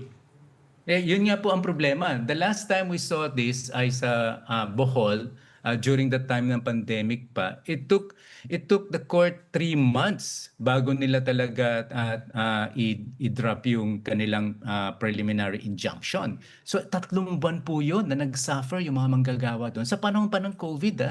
No? Kaya ito, talagang yan ang resultan po nito. Ang epekto nito, hanggat nagkakaroon ng hearing, hindi po talaga, babara po talaga yung minimum wage increase ng mga manggagawa. Kahit na yung ibang mga kumpanya naman ay willing na magbayad talaga ng dagdag pasahod sa manggagawa nila. Ano po ang reaction po ng grupo ninyo doon po sa naging, naging statement ng DOLE regarding this decision? Well, to be honest, I haven't seen anong statement ng DOLE at this point in time sa decision hapon. Yung sa previous one, Yes, yung previous one po. Yung syempre, nalungkot daw po nasita na- si Secretary Tolentino.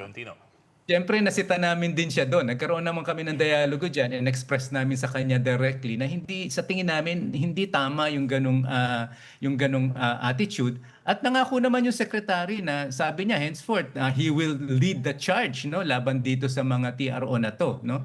Pero to be honest, I haven't heard ng ano yung position ng secretary natin since last night na lumabas tong position na to. Sir, I'll just back up a bit. When was the last time, maliban dito sa naudlot na wage increase, when was the last time nagkaroon ng wage increase? I'm sorry? Maliban dito sa naudlot na wage increase, when was the last time na na-adjust? I think it's 2020, well, last year. No? May adjustment ng konti, if I'm not mistaken. And ano po yung sinusulong ng sentro? This is 85, pero yung inyong grupo po, what is it pushing? How much? Well, we're sa legislation, we're pushing for a legislated wage increase. No? Kasi sa tingin namin, panahon na talaga para i-adjust ang sahod. Hindi lang ng mga taga-NCR, kundi ng lahat ng mga minimum wage earners sa buong Pilipinas. Kaya nga, legislated wage increase ang habol namin. At doon, ang inihingi na nga lang namin doon ay 200 pesos na lamang. Okay. Hindi yun yung talagang kailangan na manggagawa para umangat sa poverty level, no? Sa poverty threshold for a family of 5, hindi pa rin yun sasapat. Pero at least pwede na sana yung makatulong para iangat ng malaking bagay ang sahod ng mga manggagawa nationwide. Unfortunately, pinatay nga po yan ng Malacanang noong 19th Congress. But now we have refiled it. And because of this, precisely because of this problem, sa tingin namin, panahon na para yung Kongreso ay paspasan na ang legislated wage increase. Iba-iba yung mga panukala ng mga lawmakers po dyan sa legislated wage increase. Pero mahaba-habang usapin yan, Bok. Pahabol lang, sir. Huling hirit. I suppose it's ironic for you na ngayon pa ginawang upper middle income status ng Pilipinas.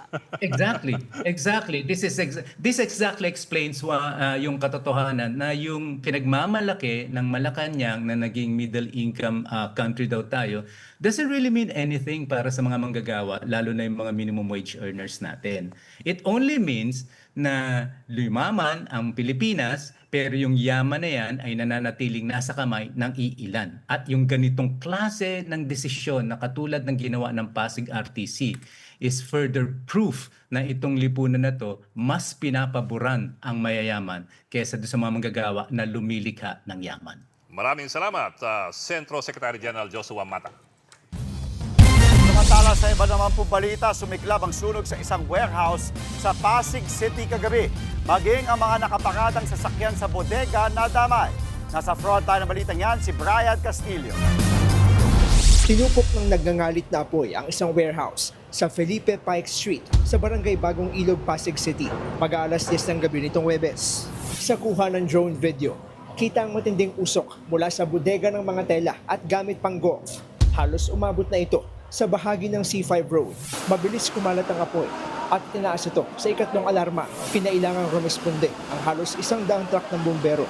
Ayon sa BFP Pasig, pahirapan ang pag-apula sa apoy dahil madaling mag-layup ang mga materyales na nasa loob nito. Hindi rin agad nakapasok ang mga rumespondeng bumbero. Ang entry natin is mausok po kasi siya So, mahirap po natin siya mapasok nang wala pong sa PPE natin at saka standard naman po. Meron po tayong self-contained breathing apparatus. Sa tindi ng sunog, bumigay ang bubungan ng warehouse. Natupok din ng apoy ang 2 closed vans at isang motor na nakagarahe sa warehouse. Talagang mainit na mainit po kahit po malayo po yung distance natin, mainit po talaga siya. Talagang may possibility po talagang bumagsak siya. Tumagal ng halos 6 na oras bago ito dineklarang fire out. Kwento ng isa sa mga stay-in na empleyado sa gusali. Inakala raw nilang simpleng brownout lang nang biglang mawala ng kuryente ang gusali. Hanggang sa napansin na nila ang usok na mula raw sa gitnang bahagi kung saan nakaimbak ang mga tela. May umusok na po. Nagtangka pa po kaming patayin namin kasi may dala kaming fire extinguisher Kaso hindi kami makapasok, sarado ang gate. Ang bilis po, ang bilis. Talagang yung umusok po napakabilis din Nakalabas naman sa warehouse ang 5 stay-in na empleyado, pati na ang security guard na naka-duty. Wala namang nasaktan sa insidente. Iniimbestigahan pa ang sanhi ng sunog. Tumanggi munang magbigay ng pahayag ang may-ari ng warehouse. Nagbabalita mula sa frontline. Brian Castillo, News 5.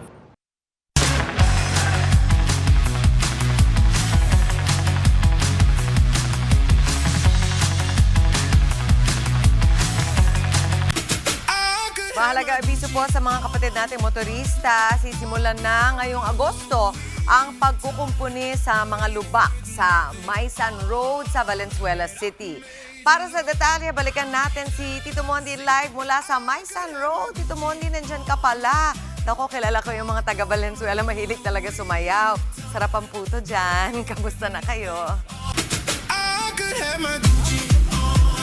Yes, Mami Chiggy! O, diba? Nasa kalagitnaan tayo ng Maisan Road.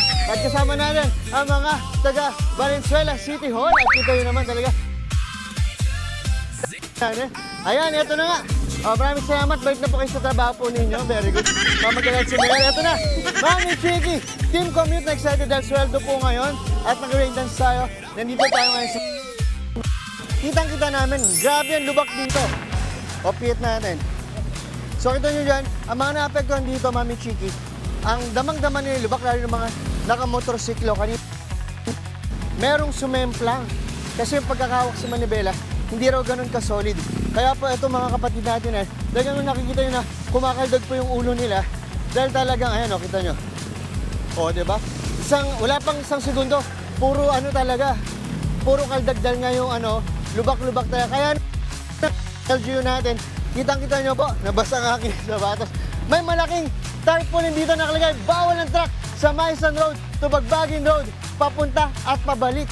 2 ways, ibig sabihin. Simula po yan bukas, August 15, na alas 6 ng umaga hanggang alas 10 ng gabi. At paliwanag po sa atin, makakausap na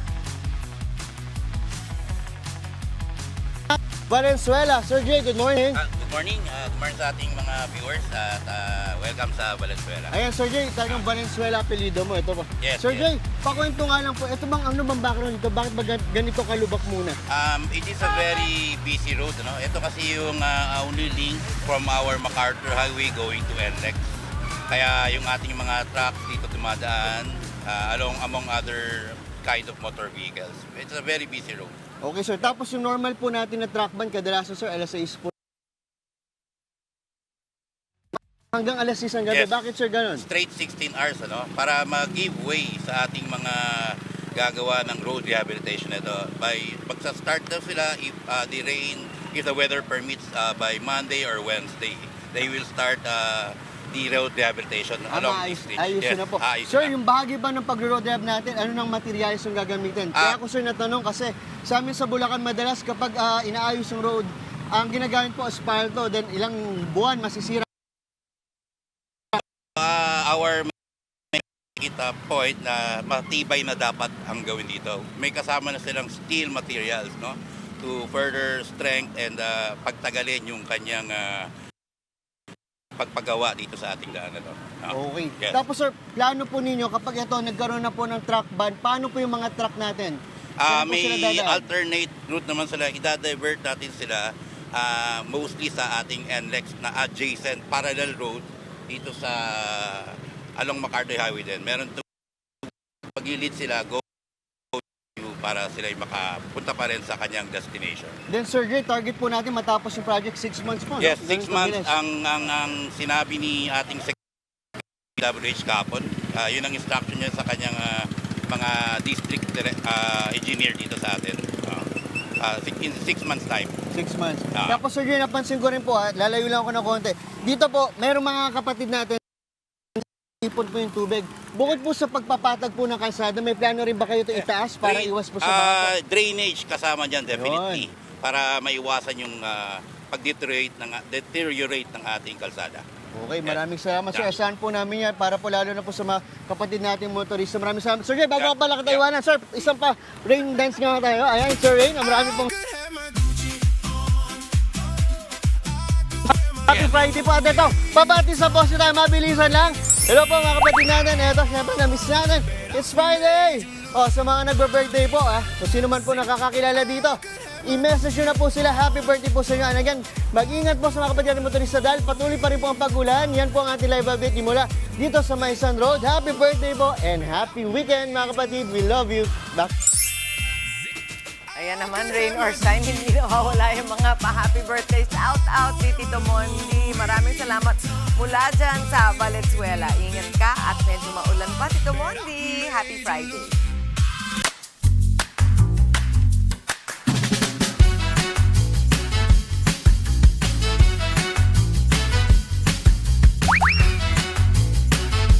Naghahanap ba kayo ng perfect laruan ng inyong fur babies o di kaya'y tambayan ng mga kapatid nating lolo't lola? Sakto dahil nitong nakaraang Miyerkules, formal na binuksan sa publiko ang Senior Citizens Park and Pet Park sa Pandacan, Manila. Mula sa Malate, lumarga si Lala Laila sa Pandacan naman para ipasilip sa atin yan. Laila, kamusta na? Parang very interesting para sa mga fur babies at lolo't lola.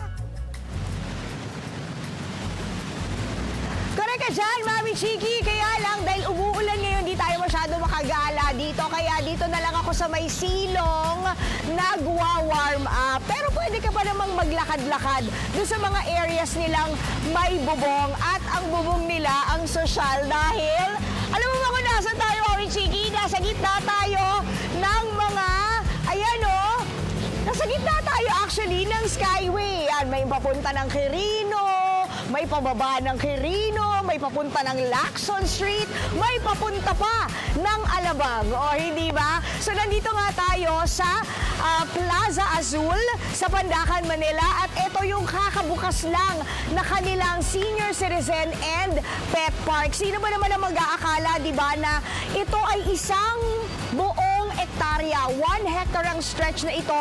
At mula sa dating walang silbi, unutilized yung space, ngayon ang ganda-ganda na! Green na green at talagang bongga. Matutuwa mga senior citizen dito na mag-exercise pag sumikat na ang araw. At yes, merong pet park dito. Sana, Direk Harvey, insert mo ang seats. Now na! Ayan ha. So, yung pet park, Mami Chiki at mga kapatid, hiwalay doon sa ating children's playground. Kumbaga, dulot-dulo siya. O, di ba? At meron din namang area for our senior citizens. But wait, there's more. Dahil umuulan, alam nyo ba yung patak ng ulan ay napapakinabangan dito? Para mas i-explain natin yan, tawagin na natin syempre. Nako, double general ito, hindi ba? Ang general manager ng MMDA ay syempre General Nicolas Torre III. Good morning, sir. Double general. General electric pa. Ay, wag naman. Oo. Hindi ka naman disaksak eh. Always on the go, energetic ka. Okay, sir. Kwentuhan mo kami. Lakad naman tayo. Yan. I-tour mo naman ako dito kasi di ba kakabukas lang ito noong August 12, di ba? Okay, so kahit medyo umuulan pero etong mga ito ay may silbi. Ano po ba ang tawag dyan, sir? Yes, very good kayo dyan. Rain catchment. Expressway. Okay. Sa Skyway. Okay. Yung mga tubig na possibly ay kung saan na mapunta, dito na. So, bali, sir, galing siya sa alulod. Yep. Meron. Mga tubong malalaki. Oh, very good. Alulod. Gano'n kasi gano'n. Hindi alulod. Pwede mo yakapin. Pero hindi siya magandang yakapin. happen pag malamig. Ayos yan. Walang na idea. Okay, sir, ilang catchments meron tayo dito? Marami, bawat poste. So, ibig sabihin, isang hektarya din ang ano nito, yung mga catchment natin? Makikita mo, bawat actually sa isang poste may dalawa, tatlo. Oo nga, nakakatuwa. Pero sir, di ba iniipon natin yung tubig? Saan natin siya ginagamit? Obviously, nakakita mo na nga, may mga tanim na kaagad. Ang cute! Siyempre, ito, dahil ito ay... Green space? Ito, ang green space ito, mga ilangan ito ng tubig. Oo. Pagdating nung tag-init. Lalo na pag mainit, no? So, nagagamit natin yung tubig. Magagamit yan. Pero sir, dahil nga po ilang beses na or ilang araw na tayo na umuulan, hindi ba nag-overflow yung mga yan? Okay lang naman dahil may overflow naman. Tapos itong, kung mapansin mo, ay yung mga bricks na ginamit ni na Chairman Artes, di ba yung Risco, yung mga porous, may butas sa gitna. Okay. So, kumbaga, na-absorb niya yung tubig. Para siyang sponge. Oh, okay. Parang foam na ang tubig ay ina-absorb. So, hindi naman siya, sir, for example, pag sobra-sobra na yung tubig, kasi di ba ilang araw na talaga tayo umulan, di naman to nagbabaha. Siyempre naman, that will also depend. Interrelation ito ng ating drainage system. Drainage system natin at saka yung ating lupa ang tubig. Ayun naman. So mga kapatid, kung napapansin nyo, bukod doon sa water catchment facility nila, ayun ang drainage. Gaano kalaki ba yan, sir, sa ilalim? Malaki yan. Para mga major... Kasyang ilang dump truck dyan, sir? STPE. Ayun. Pero, sir... May mga plastic na. Culvert talaga. Pwede ba akong lumusot dyan? Kunyari, gera, yung kamukha sa Vietnam, ganyan, dyan ako magtatago. Para gusto mo maging ayoko naman, syempre, magkaganon tayo. Pero, di ba? Oo, di ba? But anyway, sir, napakang ganda nitong project ninyo. May pet park pa, may senior citizen park pa. Ayan, kwentuhan nyo pa kami tungkol doon. Bakit natin napag-isipan na itong unutilized space, mas gawin nating mas kapaki-pakinabang para sa mga residente? The idea came from Mayor Isko and the City Government of Manila. At ito ay in-execute ng MMDA under Chairman Don Artes. Yes. No? Kasi nga, ang Manila kasi Manila City itself is a highly dense city. Ay, totoo naman Kumunti na ang ating green spaces. Totoo yan. Napakakunti na ng open spaces. Matagal na itong nandito na hindi nagagamit. Nadadaanan ko nga ito puro nakaparadang kung ano-anong truck dito, kung ano-anong mga concrete barrier nandito. So, nakita ni Mayor Isko at ni Chairman Don na ito, pwedeng mapakinabangan ang ating mga kababayan sa mas maayos ang pakinabang. Hindi lang nagiging urban blight. Kasi, kung ito ay gawing parking lang at wala namang disiplina at wala namang sistema, it will attract more problem. Garbage, ando na, sunod na garbage. Ayaw natin yun, di ba? Allergic na tayo sa garbage. Siyempre, magsisimula yan. Magkakaroon ngayon ng mga titira na rito. Ay, totoo. Tapos hindi mo na makontrol. Kaya may kung ano-ano nang mangyayari. Yan yung, the broken windows theory at work. Correct. So, sa ngayon, ginawa nila ganito, kaya sa mata, yung mga kababayan natin sa paligid ay pwedeng makapagpahinga. Tatawid na lang sila. This will now be a common space for the community. At hindi lang ba sa mga tagapandakan, pumunta kayong lahat dito at experience ninyo etong ating Plaza Azul Senior Citizen and Pet Park. O, hindi ba, bongga? Oy, wait may pang children's din Ang ganda-ganda ng mga slide nila. Parang gusto kong i-try Ay, dapat kasama ka. Sige, let's go. Itatry namin, Mami Chiki. Yan muna ang pinakahuli. At alam mo ba, add ko lang, ang daming greenery dito. Ibig sabihin na absorb niya ang pollution. Diba? Dito sa area. So yun muna, latest. Magsaslide lang kami ni General Torre. Mondi, kung ikaw nag-bike kami, magsaslide. Let's go, General Torre. Bye! Happy weekend! Happy weekend! Asaya naman dyan, Laila. Anak ko, sana yan ay isa pa lang, una pa lang sa marami pang mga kolaborasyon ng MMDA at ng DBM at ng LGU para dumami pa yung mga senior citizen park at pet park. Maraming salamat, Laila.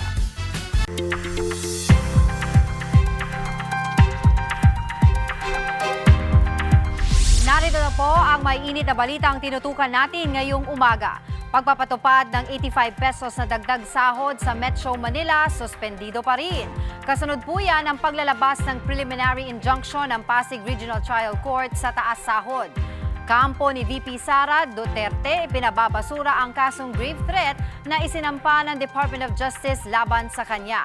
Senator Ping Lacson muling nanawagang buwagin ang tinatawag na Leadership Fund sa 2027 national budget. Kasunod ito ng ibinunyag ni dating DPWH Secretary Manuel Bonoan na nakatanggap umano ng daan-daang milyong pisong leadership funds o allocables ang mga senador. Samantala mga kapatid, natanggap na ng DOJ ang formal na hiling ng Amerika na isuko sa kanilang bansa si Kingdom of Jesus Christ founder Pastor Apollo Kibuloy. At pagtaas sa 5,000 pisong multa sa mga mahuhuling nagkakalat ng basura, isinusulong.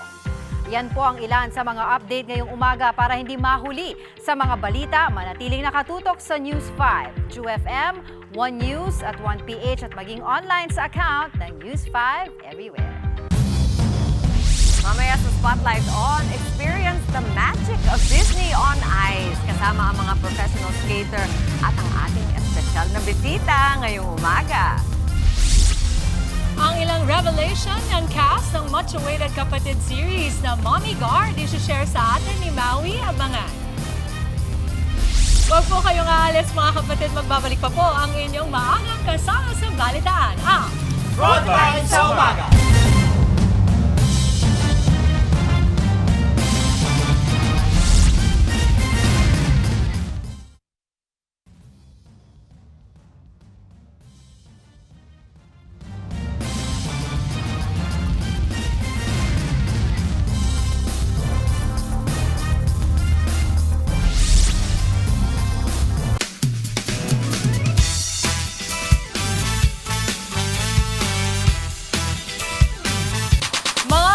Experience the magic of Disney on Ice dahil ngayong papalapit na po ang holiday season, muli nating masisilayan ang ating mga paboritong Disney characters sa Disney on Ice presents Let's Dance. Let's Dance! Mama, this is right up your alley. Yes, yes. Hindi mawawala ang kantahan, syempre.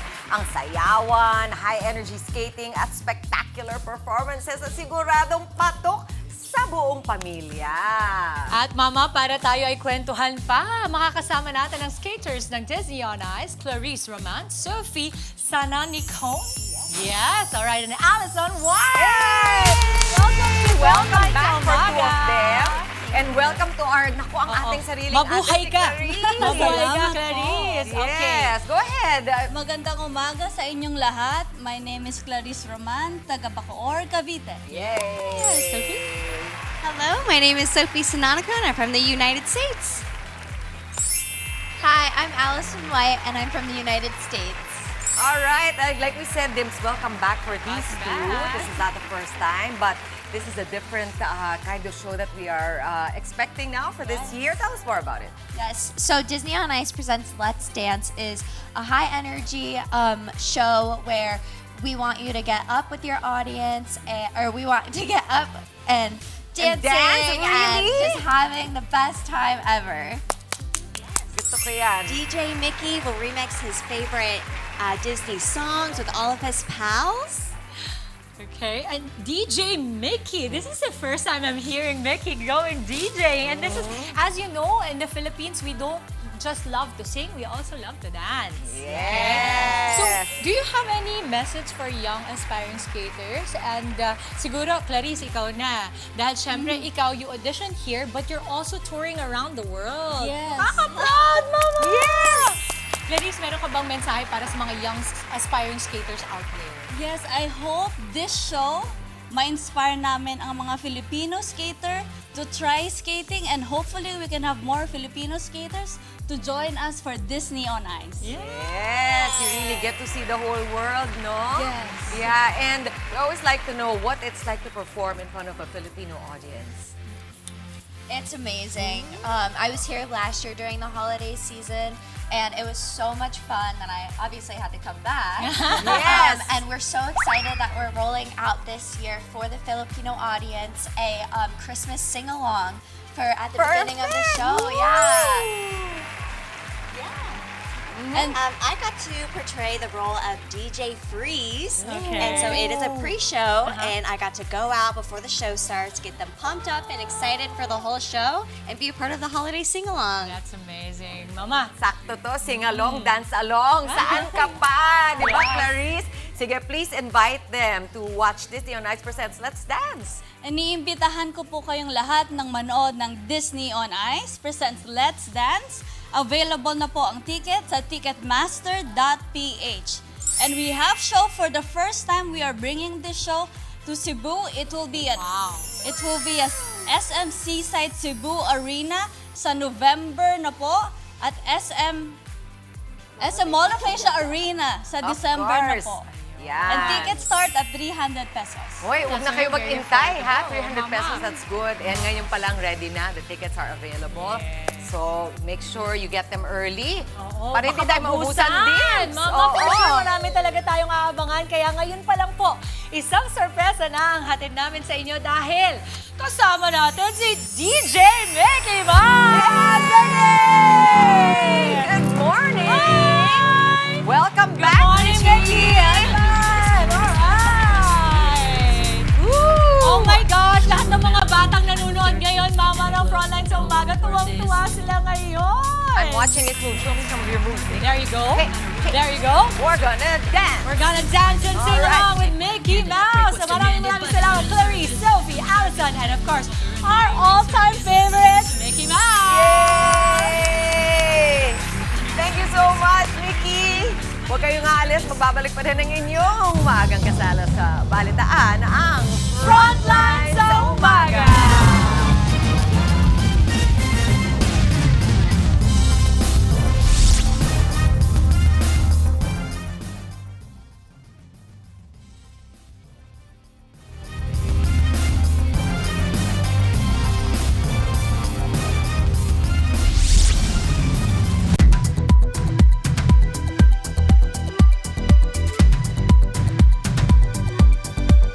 Mga kapatid, narito naman mga dapat nating abangan.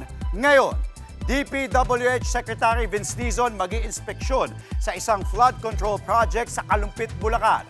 Iba't ibang labor groups magsasagawa ng protesta laban sa pagpigil sa wage hike sa Metro Manila. At 4 na abogadong dawit sa umano'y honey trap plot laban kay Executive Secretary Ralph Recto pinatatawag sa NBI ngayong araw. At yan po ang mga dapat abangan ngayon. Para hindi mahuli sa mga balita, manatiling nakatutok sa News 5, True FM, One News at 1PH at maging online sa News 5 everywhere. Huwag po kayong alis dahil tuloy-tuloy lang ang siksik at ganadong umaga sa pagbabalik na Frontline sa umaga.